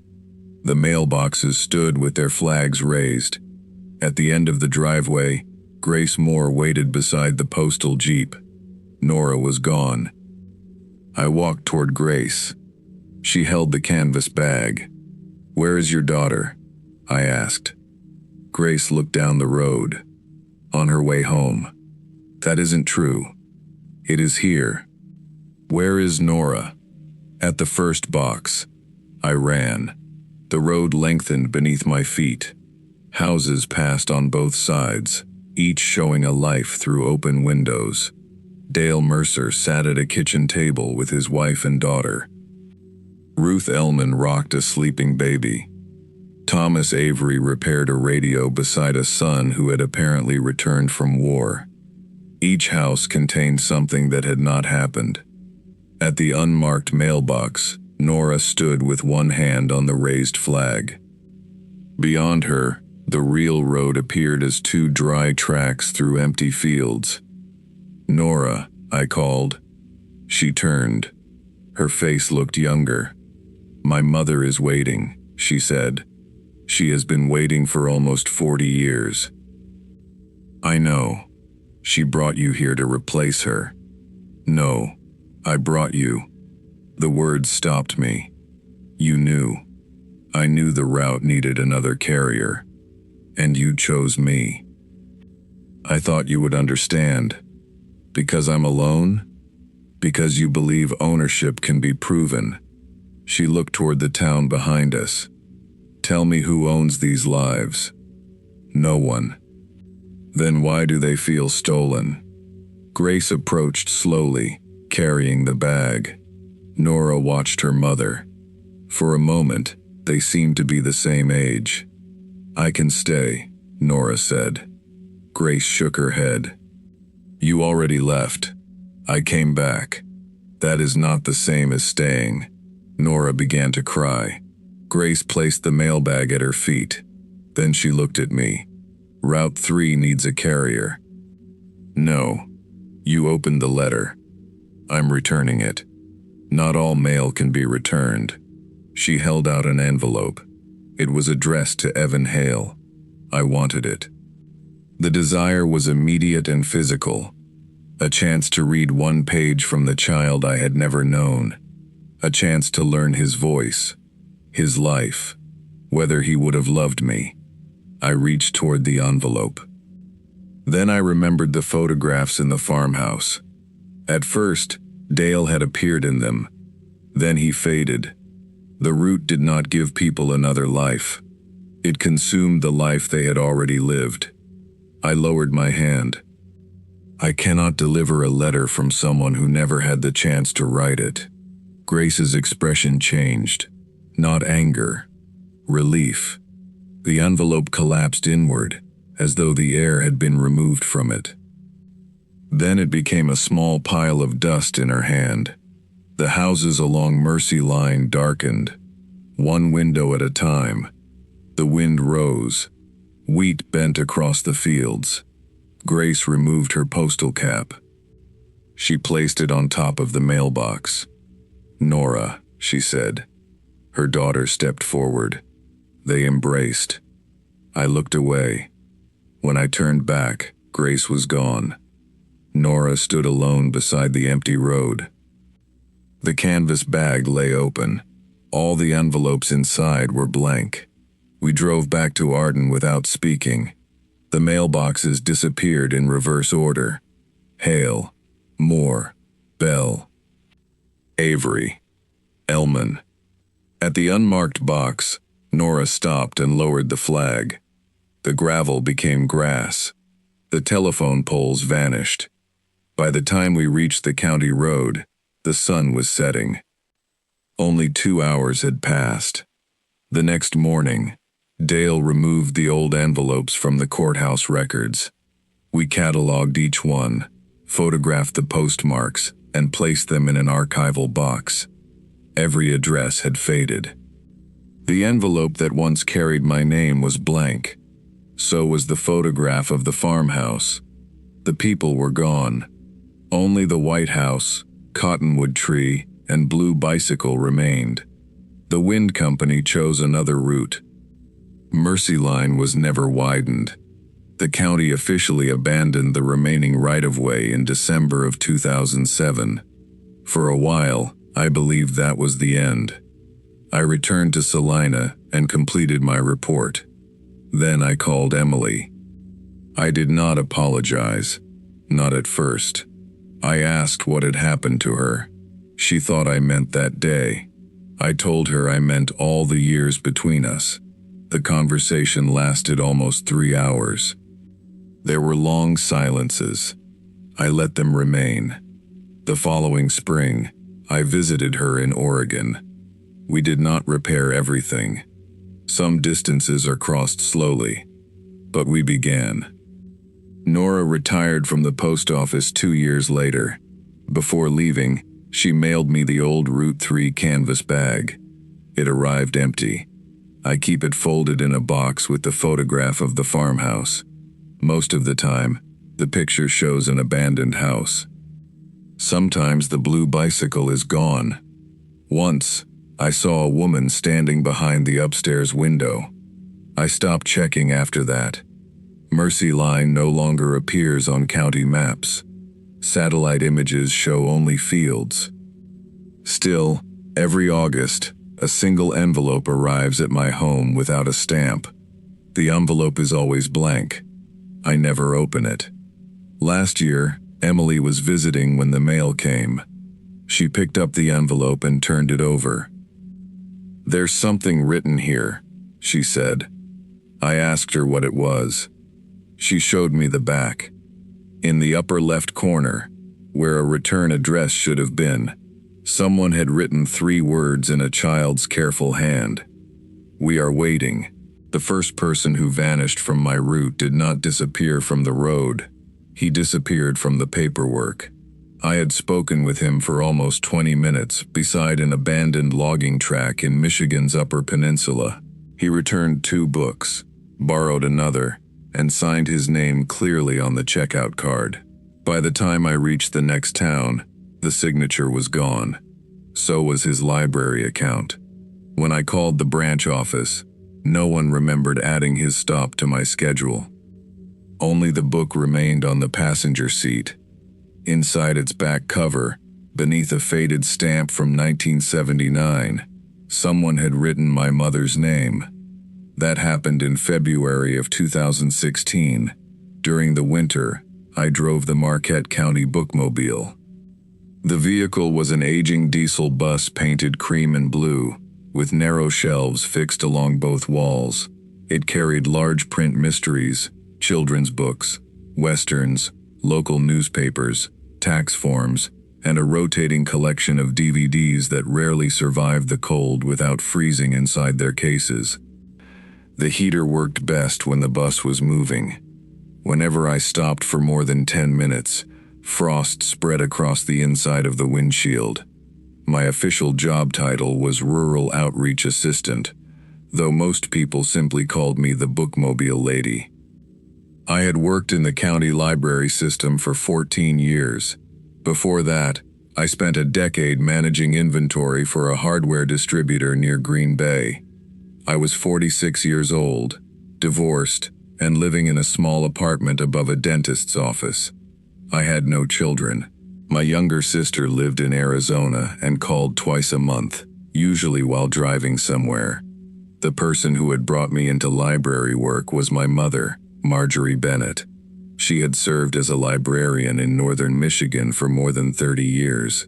She believed almost any human problem could be improved by putting the right book into the right hands. By 2016, she could no longer read. She lived in a memory care facility outside Negaunee. Some days she recognized me immediately. Other days she called me Linda, which had been her sister's name. The doctors explained that recognition would continue to come and go. They advised me not to correct her too often. Meet her where she is, one nurse said. I tried. What no one explained was how difficult it would be to enter a place where I no longer had a name. The regular bookmobile driver, Carl Jensen, broke his ankle that January after slipping beside a church parking lot. I agreed to cover his route until spring. Most stops were familiar: senior housing complexes, township halls, small schools, a gas station where 3 families collected books together. The route changed slightly each week, depending on weather and requests. Carl kept handwritten notes because the library's scheduling program had never handled rural addresses properly. On my 3rd Monday, I found an index card clipped to the route sheet: White Birch Cutoff, 215, D. Voss. The card was written in black ink. I assumed Carl had added the stop before his accident. White Birch Cutoff did not appear in the scheduling system, but that wasn't unusual. Some patrons lived beyond roads that had never been entered correctly into county databases. At the morning staff meeting, I asked our branch manager, Elaine Porter, whether the cutoff was safe in winter. She looked at the card. Where did you get this? Carl's route folder. I don't know the road. It's north of Palmer, according to the note. Elaine turned the card over. The back was blank. Call Public Works before you go, she said. The county dispatcher found no active road called White Birch Cutoff. There had once been a White Birch logging road, but it was closed after a bridge failed in 1981. The eastern entrance was supposed to be blocked by concrete barriers. I considered skipping the stop. Then I noticed the words medical delivery written in small letters beneath the time. Libraries sometimes carried talking books and other materials to patrons who couldn't travel. I thought D. Voss might be elderly or housebound. The temperature that afternoon was 7 degrees below zero. Snow had fallen overnight, but the main roads were clear. I reached Palmer shortly before 2. The town consisted of a few houses, a closed tavern, and a former mining company office that now served as the township hall. A man clearing snow from the hall's steps gave me directions. Take County Road 4 until the pavement ends, he said. You'll see an old yellow gate. I thought the road was blocked. It is. Can the bookmobile get through? He studied the bus. Gate hasn't been closed in a while. Does anyone live out there? The man rested both hands on his shovel. Not now. I showed him the index card. Do you know Daniel Voss? He looked at the name but did not answer directly. You should be back before the plows stop running. The sun was already low, though sunset was still several hours away. Winter light in the Upper Peninsula can make afternoon feel like evening. I followed County Road 4 into dense spruce forest. The pavement ended after 6 miles. Beyond it, a narrow road continued between high snowbanks. A yellow metal gate stood open against the trees. Snow covered the chain, suggesting it had not been moved recently. A wooden sign leaned beside the entrance. Most of the paint had peeled away. I could read white birch. There might once have been another word beneath it. The bookmobile barely fit between the snowbanks. I drove slowly, watching for soft shoulders and fallen branches. The road showed a single set of tire tracks, narrow and shallow, as though made by a small car several days earlier. After 2 miles, I passed a green mile marker. The number had been scratched off. A quarter-mile later, I saw a man standing beside a mailbox. He wore a brown wool coat and a dark cap with ear flaps. He appeared to be in his late 60s, though his posture was straight and his movements were quick. He lifted one hand as I approached. There was no house nearby. The mailbox stood at the beginning of a footpath leading into the trees. I stopped and opened the folding door. Warm air escaped from the bus. Mr. Voss? That depends who's asking. The county library. His expression softened. You're late. By 3 minutes. Not today. He climbed aboard carrying 2 hardcover books wrapped in a dish towel. The first was a book about Great Lakes shipwrecks. The second was a collection of Robert Frost poems. Both had county library labels, but the labels used a design that had been discontinued decades earlier. I'm sorry these took so long, he said. He placed them on the counter. The checkout cards showed a due date of March 5, 1979. You've had them for a while. Mr. Voss smiled. I kept waiting for your mother. I looked at him. You knew Marjorie Bennett? She drove this route. My mother worked at the Negaunee branch. She drove the bus before they painted it blue. The county had operated a bookmobile in the 1970s, but I had never heard that my mother worked on it. She never mentioned white birch cutoff. She stopped mentioning many things. His tone was not unkind. I searched his name in the computer. There was no account. The mobile connection was weak, so I assumed the database had failed to load. I can make you a temporary card. I already have one. He removed a small rectangle of cardboard from his wallet. The card was yellow with age. Daniel Voss had been typed across the front. Below it was a borrower number with only 5 digits. Our modern numbers had 14. I turned the card over. My mother's signature appeared on the back. The handwriting was unmistakable. I had seen it on permission slips, birthday cards, and notes left on the refrigerator throughout my childhood. Marjorie Bennett, Rural Service Librarian. The date beside her signature was February 15, 1979. Exactly 37 years earlier, I entered Mr. Voss as a temporary borrower. What would you like today? Something about birds. I found a field guide to winter species. He held it in both hands, examining the cover. Your mother brought me this one before. This copy was published 3 years ago. Maybe it was another edition. He signed the paper checkout slip. His writing was careful and clear. Daniel Voss. Before leaving, he placed the Robert Frost collection on the passenger seat near my coat. This isn't ours anymore, I said. It belongs to the route. What does that mean? He stepped down into the snow. Ask Marjorie why she never returned it. He walked along the footpath and disappeared among the trees. I remained parked for several minutes. No smoke rose above the forest. No power line followed the path. There was no sound except the engine and the soft ticking of the heater. I drove on because the road was too narrow to turn around. According to Carl's notes, White Birch Cutoff formed a loop and rejoined County Road 4, farther north. The mile marker appeared again. This time, a number had been painted on it. 14. The paint looked wet. I checked the odometer. I had traveled less than 3 miles from the gate. The road curved downhill. At the bottom stood a small cluster of buildings. There were 5 houses, a church, and what appeared to be an old company store. Snow covered the roofs evenly. Narrow paths had been cleared between the buildings. No vehicles were visible. A wooden sign near the road read Copper Ridge.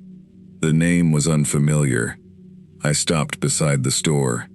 3 people waited with books in their arms. An elderly woman returned a gardening manual. A boy of about 12 borrowed a collection of science fiction stories. A younger woman asked whether I had received the new issue of National Geographic. Their library cards were identical to Daniel Voss's. All had been signed by my mother in 1979. I tried entering their names into the computer.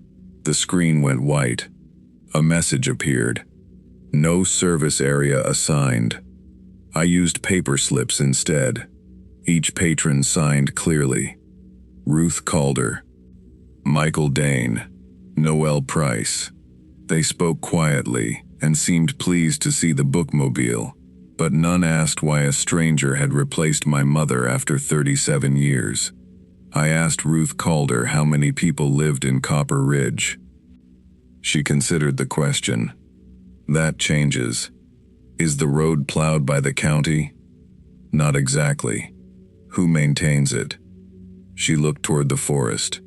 Whoever remembers where it goes. The boy, Michael, carried his books toward one of the houses. No footprints appeared behind him. I blinked and looked again. The path remained smooth. Noel Price noticed me staring. "You should write the names down twice," she said. "I already have them on the checkout slips. Paper forgets first." She handed me her library card. The typed name had faded. Only the first letter remained. N. I looked at the slip she had signed moments earlier. The ink was disappearing from right to left. Price became Price, then Pre, then nothing. Noel took the slip from my hand. "Say it," she told me. "Say what?" "My name. Noel Price." The ink returned. Her full signature appeared again. She nodded. "Twice is better." I repeated her name. Noel Price. The letters darkened. I wrote the name in a notebook from my bag. Then I wrote Daniel Voss, Ruth Calder, and Michael Dane. "Is there another stop?" I asked. Noel looked past the bus. "Not unless someone is waiting."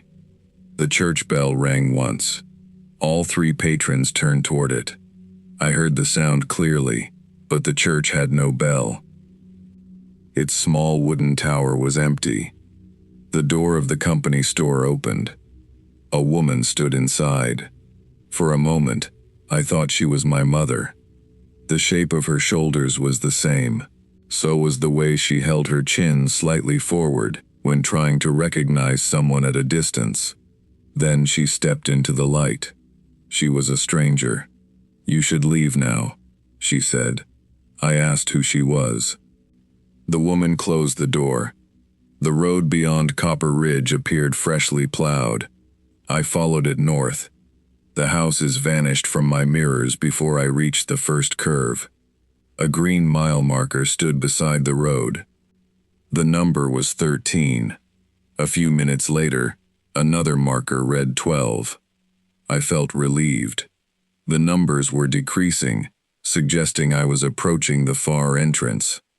Then I passed mile marker 14 again. I stopped. The road behind me was empty. The bookmobile's digital clock showed 3:28. My wristwatch showed 3:46. The bus radio had lost every station. I opened the notebook. Daniel Voss's name was gone. The line remained, but the page was blank. The other 3 names were fading. I said them aloud.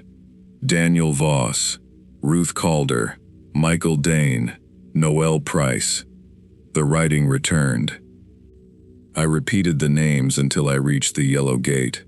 When I crossed onto County Road 4, the radio came back. The clock corrected itself. The road sign behind me read White Birch Road. The word cutoff was gone. At the Palmer Township Hall, I stopped to use the restroom and check the bus. The man with the shovel had left. A woman inside the building helped me connect to the internet. I searched Daniel Voss again. No record. I searched the other names. Nothing. Copper Ridge did not appear on any modern map. An old mining atlas showed several abandoned settlements in the region, but none had that name. I called Elaine at the branch office. Who added White Birch Cutoff to my schedule? What cutoff? The stop on Carl's card. What card? I photographed it and sent the image. She called back a minute later. The card is blank. I looked down. She was right. The black writing had disappeared. What about the medical delivery note? There's nothing on it. I opened the route folder. White Birch Cutoff no longer appeared anywhere. When I checked the paper slips, all 4 signatures were gone. Only my handwritten notebook still held the names. I said each one aloud. The ink grew darker. At the branch, I carried the returned books into the workroom. Our scanner did not recognize the barcodes. The shipwreck book had last been catalogued in 1976 and withdrawn in 1982. The gardening manual had been reported lost in 1979. The Robert Frost collection had no barcode at all. Inside the back cover was a paper pocket. The checkout card listed 14 names. Most were faded beyond recognition. The final entry was written in my mother's handwriting. Marjorie Bennett. Due March 5, 1979. The book had been checked out to her, not by her. I drove directly to the memory care facility. My mother was sitting near a window, folding the same towel repeatedly. Snow pressed against the glass. She looked up when I entered. "Linda," she said. "It's Leah." Her face tightened with effort. "Leah." I sat beside her and placed the Frost collection on the table. She stopped folding. "Where did you get that?" "White Birch Cutoff." My mother stood so quickly that the chair struck the wall. "You went there? Do you remember Copper Ridge?" She looked toward the doorway. "We don't say it inside." "Why not? It listens for the people who can still name it." I closed the door to her room. "Who is Daniel Voss?" My mother pressed both hands against the table. "Daniel Voss," she repeated. Her voice became steadier. "Ruth Calder, Michael Dane, Noel Price. You know them. I delivered their books. In 1979? She nodded. "What happened to the town?" "It was never a town." "What was it?" "A camp, then a settlement, then a mistake." Copper Ridge had been built around a small iron mine after the Second World War. The mine closed in 1967, but several families remained. The county stopped maintaining the road. Electricity was disconnected from most of the buildings. By 1979, fewer than 30 people lived there. My mother drove the county bookmobile route every other Thursday. For many residents, it was the only regular public service that still reached the settlement. Then a February storm damaged the wooden bridge at the southern end of White Birch Road. The county closed the route and ordered the remaining residents to evacuate. Some left. Others refused. They thought the bridge would be repaired, my mother said. Was it? No. What happened to the people who stayed? She looked at the Frost collection. That depends which record you read. According to the county, Copper Ridge had been empty before the storm. According to state records, the settlement never existed. The mining company denied building houses there. Property maps showed only forest owned by a timber corporation. My mother continued driving the bookmobile route after the closure. At first, she entered through the northern logging road. Then that entrance disappeared from county maps. You kept delivering books? They were still waiting. For how long? My mother did not answer. I opened the notebook and showed her the names. She traced each line with one finger. You wrote them twice? Yes. Good. Why does that matter? A name needs two places. What happens if it has only one? It can be erased. She said the first disappearance occurred in March of 1979. A man named Walter Dane stopped appearing in county records. His tax file vanished. His driver's license number belonged to someone else. Even relatives outside Copper Ridge claimed they had never heard of him. The residents still remembered Walter. So did my mother. She wrote his name in the bookmobile log and on a separate library card. For several weeks he remained. Then the library discarded the old route logs. Walter disappeared the next morning. Physically? I asked. My mother folded the towel again. He was standing beside the bus. Then I looked down at his card. When I looked back, there was only snow. The residents believed the county had erased Copper Ridge deliberately to avoid responsibility for the bridge and road. My mother believed something else had happened. When a place is removed from enough records, she said, the world begins agreeing that it was never there. That's impossible. Yes. Why didn't everyone disappear at once? Because people remembered one another. The bookmobile became part of that memory. Every checkout slip connected a name to the county library. Every due date connected the settlement to a calendar. Every returned book proved that someone remained there to borrow it. My mother began preserving 2 records for each resident. One in the library system, one at home. For nearly 3 years it worked. Then records began disappearing faster than she could replace them. What did you do? I used my own memories. I thought about the long decline that followed. My mother forgetting appointments in her 50s, losing words in her 60s, asking the same questions years before any doctor diagnosed her. You gave them your memories? I said their names. That doesn't explain what happened to you. Every name needs somewhere to live. She tapped her forehead. You kept them here. For a while. Why? Because no one else did. I felt anger rising in me. You traded your life for people who were already gone. They weren't gone then. They are now. My mother looked at me with sudden clarity. No, Leah, you saw them. I placed the Frost collection between us. Why was this checked out to you? Her expression changed. This was the last book. Last book for what? The route. She pushed it away. I was supposed to return it. To the library? To Copper Ridge. Why didn't you? Because returning it closes the account. I waited. My mother began folding the towel again. What happens when the account closes? The names go back where they were taken from. Your memory? Some of it. And the people? Her hands stopped. They become unrecorded. I wanted to ask whether that meant death, disappearance, or something else. I was no longer sure those words described what existed on White Birch Road. Why did you keep the book? I couldn't choose. Choose what? Between the people I knew and the person I was becoming. My mother looked at the window. A shape stood beyond the glass. A woman in a brown coat. Noelle Price. She was watching us from the snow-covered courtyard. I stood.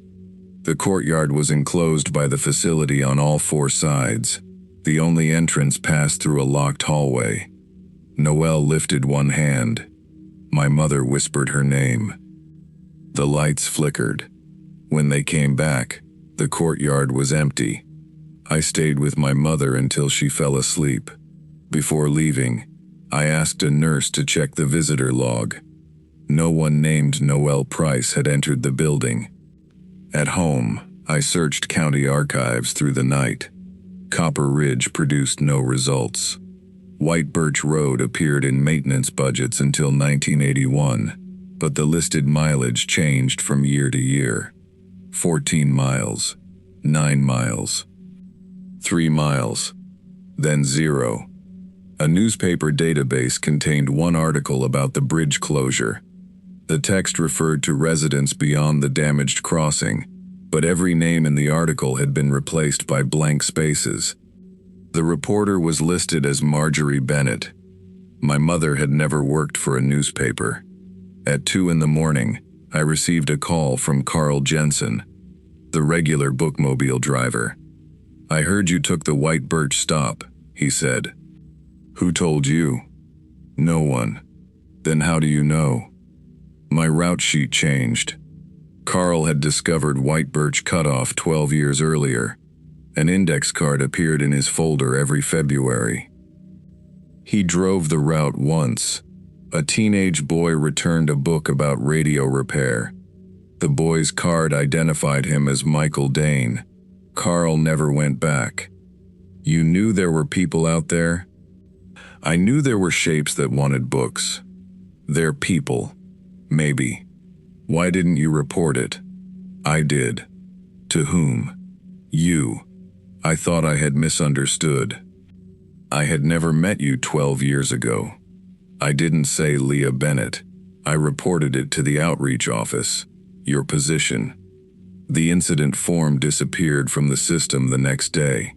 Carl made a copy and stored it at home. Over the years, names began appearing in his route notes. He crossed them out. They returned. Finally, he learned that speaking the names made them clearer. "What happened when you stopped saying them?" I asked. "I forgot the road." "You remember it now." "Because you went." Carl sounded tired. "It moves to whoever answers the stop." "Why did your ankle break?" Silence. "You didn't slip." "No." "You refused to drive." I parked the bus at the branch and tried to remove the route folder. The steps iced over. "You think the road caused it?" "I think something wanted another driver." He told me to destroy the frost collection. I said my mother believed returning it would close the route. "Your mother kept that road alive for decades," Carl said. "Why would you trust her instructions now?" "Because she knows more than we do. She doesn't know your name half the time." The words hurt because they were true. After we ended the call, I opened the book. Most of the poems were familiar. Several pages had been removed near the center. In their place, someone had sewn a packet of library cards into the binding. Each card carried one name: Daniel Voss, Ruth Calder, Michael Dane, Noelle Price. 27 names in total. My mother's handwriting appeared on every card. The final card was blank. A date had been stamped at the top. February 18th, 2016. 3 days away. Below it was a borrower number. Mine. The next morning, I returned to the county library's basement archive. Elaine helped me search old outreach records, though I did not tell her why. We found a box marked Bookmobile, 1976 TO 1982. Most folders were empty. At the bottom lay a reel of magnetic tape and a handwritten note. Play names before discarding. The library no longer owned a reel-to-reel machine, but a local historical society did. The recording began with engine noise. Then my mother's younger voice filled the room. February 15th, 1979. White Birch Route. Copper Ridge Stop. She read the date, weather, mileage, and number of items circulated. Then she began reading names. Daniel Voss, Ruth Calder, Walter Dane, Noel Price. Her voice continued for several minutes. At first, each name was clear. Gradually, other voices appeared beneath hers. Men, women, children. They repeated their own names in whispers. Halfway through the recording, my mother stopped. A man asked, "Will we still be here next Thursday?" She answered, "Yes." "How do you know?" "Because I wrote you down." "You wrote yourself down too?" My mother did not respond. The tape ended with the sound of a library book being stamped. Elaine sat beside me. "Who are those people?" "I don't know how to answer that." She rewound the tape. On the second playback, the voices had changed. The names were gone. My mother repeated only blank spaces. February 15th, 1979. White Birch Route. Copper Ridge Stop. Silence. Silence. Silence. At the end, the man's question remained. "Will we still be here next Thursday?" This time, my mother's answer was different. "Only if someone remembers me too." Elaine turned off the machine. Neither of us spoke. When I checked the Frost collection, one of the library cards had faded. Daniel Voss's name was barely visible. I said it twice. The letters returned. That afternoon, the memory care facility called. My mother had disappeared. The staff found her coat and shoes missing. A side door alarm had failed to activate. Security footage showed her walking through the lobby shortly after noon. No one tried to stop her. When the director asked the employees on duty, none remembered seeing her. Her photograph had vanished from the resident database. Her room number was assigned to someone else. Only the nurse who had called me still remembered her, because Marjorie's name remained written on a medication sheet in her pocket. I drove to White Birch Road. Snow had begun falling. The yellow gate was closed. I unlocked it using the county key attached to the bookmobile ring. I did not know the key would fit until it turned. The road beyond the gate had been plowed. A single line of footprints followed it north. My mother's boots had a distinctive tread. I recognized the small triangular pattern from the facility courtyard. I left the bus at the entrance and followed on foot. The mile marker read 14. After half a mile, I found the Robert Frost collection lying in the road. I had left it locked inside the bookmobile. Snow had not touched the cover. The blank library card now carried my full name, Leah Ann Bennett. Below it, another name was appearing, Marjorie Bennett. The letters formed slowly, one dark stroke at a time. I closed the book and kept walking. Copper Ridge appeared before sunset. Smoke rose from chimneys. Light glowed in the company store windows. People stood along the road. Daniel Voss held the bird guide. Ruth Calder carried the gardening manual. Michael Dane had the science fiction collection beneath one arm.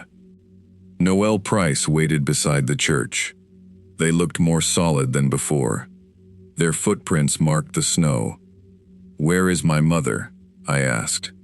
No one answered. Noel pointed toward the company store. Inside, shelves lined the walls. Every book the county library had ever withdrawn seemed to be there. Old labels, torn jackets, stamped pockets, books that had been lost. damaged or discarded decades earlier. My mother sat behind a wooden circulation desk. She wore the blue cardigan she used to keep at the Nagoni branch. Her hair was dark. Her face looked 20 years younger. When she saw me, she smiled.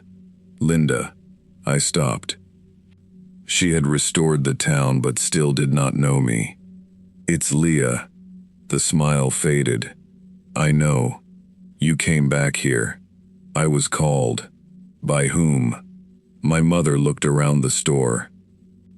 Everyone. 27 people stood among the shelves. Some I recognized from the cards.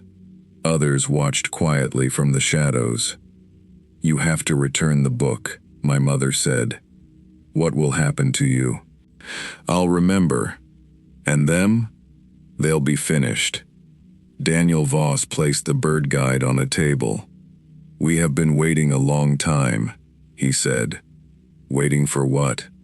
"To be returned." Noelle stepped closer. "The route kept checking us out." I looked at my mother. "What does that mean?" She opened an old circulation ledger. Every page contained the same date. February 15th, 1979. Every name appeared beneath it. Beside each name was the word "overdue." They were not preserved, my mother said. They were borrowed. By the road? By anyone who remembered them. I understood the false assumption we had all made. Memory had not kept Copper Ridge alive. It had prevented the people here from ending. Every spoken name renewed the loan. Every library card extended the due date. My mother had not saved them.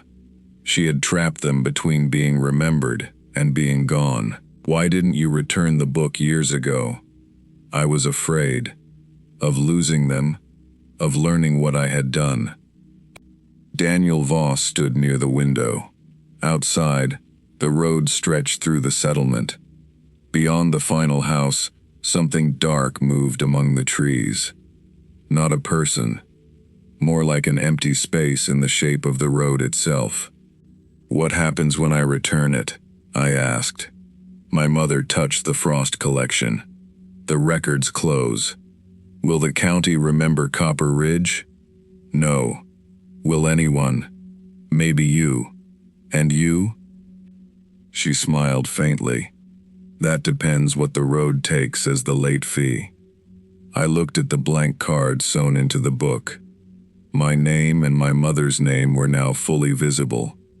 Noelle said, "It takes the person who closes the account." My mother shook her head. "It takes a name." "Whose?" "The one written last." Her name appeared below mine. If I returned the book, the road would erase Marjorie Bennett. Not only from records. From me. I would lose the memories that connected her to the world. Her voice reading at bedtime. Her hands repairing damaged book spines at the kitchen table. The smell of coffee on her coat. The first day she brought me to work and let me stamp due dates into discarded paperbacks. All of it would become an empty place. My mother had known this when she kept the book. She had chosen gradual forgetting over complete erasure. "I can write another name," I said. "No. My own. No, Leah. You've already lost most of your memories. They are still mine." The people of Copper Ridge watched us. No one pleaded. That made the choice harder. Michael Dane sat on the floor with his book open across his knees. He still looked 12 years old. He had looked 12 for 37 years. "What happens if I do nothing?" I asked. My mother looked toward the dark shape beyond the settlement. "The route keeps moving." "To where?" "Wherever someone says the names." The index card had appeared in Carl's folder, then mine. Soon it would reach another driver, another librarian, another person who would carry the names home and give the road a new place to continue. What is beyond the last house? My mother closed the ledger. The part that has forgotten everything. A sound moved through the settlement. Not wind. Pages turning. Thousands of pages, all at once. Books began opening on the shelves. The names written inside them faded. Daniel Voss looked down at his hands. The edges of his fingers had become transparent. "Time," he said quietly. I opened the Frost collection. The card with my mother's name waited at the end. I took out my pen. She reached across the desk. "Leah, don't." I drew a line through her name. The ink disappeared. I tried again. Road would not accept a correction. Then I remembered what Noel had said. A name needs two places. I tore the card from the binding. The lights in the store dimmed. I wrote Marjorie Bennett in my notebook. Then I wrote it again on the inside of my coat sleeve. Two places. The name on the library card faded. My own remained. The road had not required the last name written. It required the last name held only by the root. My mother understood before I did. "No," she said. I placed the Frost collection in the return slot behind the desk. The stamp struck by itself. February 18th, 2016. Returned. The sound was small. Everything after it happened quietly. The books on the shelves closed. The lights went out. Daniel Voss removed his cap. Ruth Calder placed one hand on Michael Dane's shoulder. Noel Price smiled at me. "Twice is better," she said. Then the people of Copper Ridge disappeared. Not all at once. They faded from the far end of the store toward the front, like words being erased from a page. My mother remained behind the desk. The building began to shake, though no sound came from the walls. "Say my name," she told me. "Marjorie Bennett." Again, "Marjorie Bennett. Who am I?" My mother. What did I do? "You drove the bookmobile." "Where?" "Negaunee, Palmer, White Birch Road." "Who are you?" "Leah Bennett." She looked at me for a long moment. Then she said my name. "Leah." The company store collapsed into darkness. I woke beside the bookmobile. Snow covered my coat. The yellow gate stood 20 feet away. Morning light filled the trees. My mother lay beside me. She was alive. The Frost collection rested between us. Its cover had become brittle with age. The checkout pocket was empty. No cards. No names. No due date. I drove my mother back to the facility. The staff remembered her again. Her room had been restored. Her photograph reappeared in the database. No one could explain the missing hours. My notebook remained in my pocket. The 4 names I had written were gone. All except one, Marjorie Bennett. I had written it twice. My mother's memory did not return. Not completely. Some mornings she knew me. Other mornings she did not. But after White Birch Road, she stopped calling me Linda. When she could not remember my name, she called me the bookmobile lady. I accepted that. She died 18 months later, in early autumn. At the funeral, Elaine gave me a box of items found in the old outreach archive. Inside was a photograph of the 1979 bookmobile. My mother stood beside it wearing her blue cardigan. Behind her, 27 people gathered along a snowy road. None had faces. On the back, my mother had written one sentence. "A library keeps what the county throws away." White Birch Road disappeared the following winter. The yellow gate now opens onto a timber company access track that ends after half a mile. No mile markers remain. No sign points toward Copper Ridge. Carl returned to the bookmobile route after his ankle healed. He never found another index card. I eventually became the county outreach manager. Every February, I inspect the route folders myself. For years, nothing unusual appeared. Then, last Monday, one of our new drivers placed a returned book on my desk. It was a modern field guide to winter birds. The barcode belonged to a copy still sitting on the shelf. Inside the back cover was an old yellow library card. No borrower name appeared on it, only a date. February 15th, 1979. I locked the book in the archive. This morning, I checked again. The card was no longer blank. Someone had typed 2 words across the front. Leah Bennett.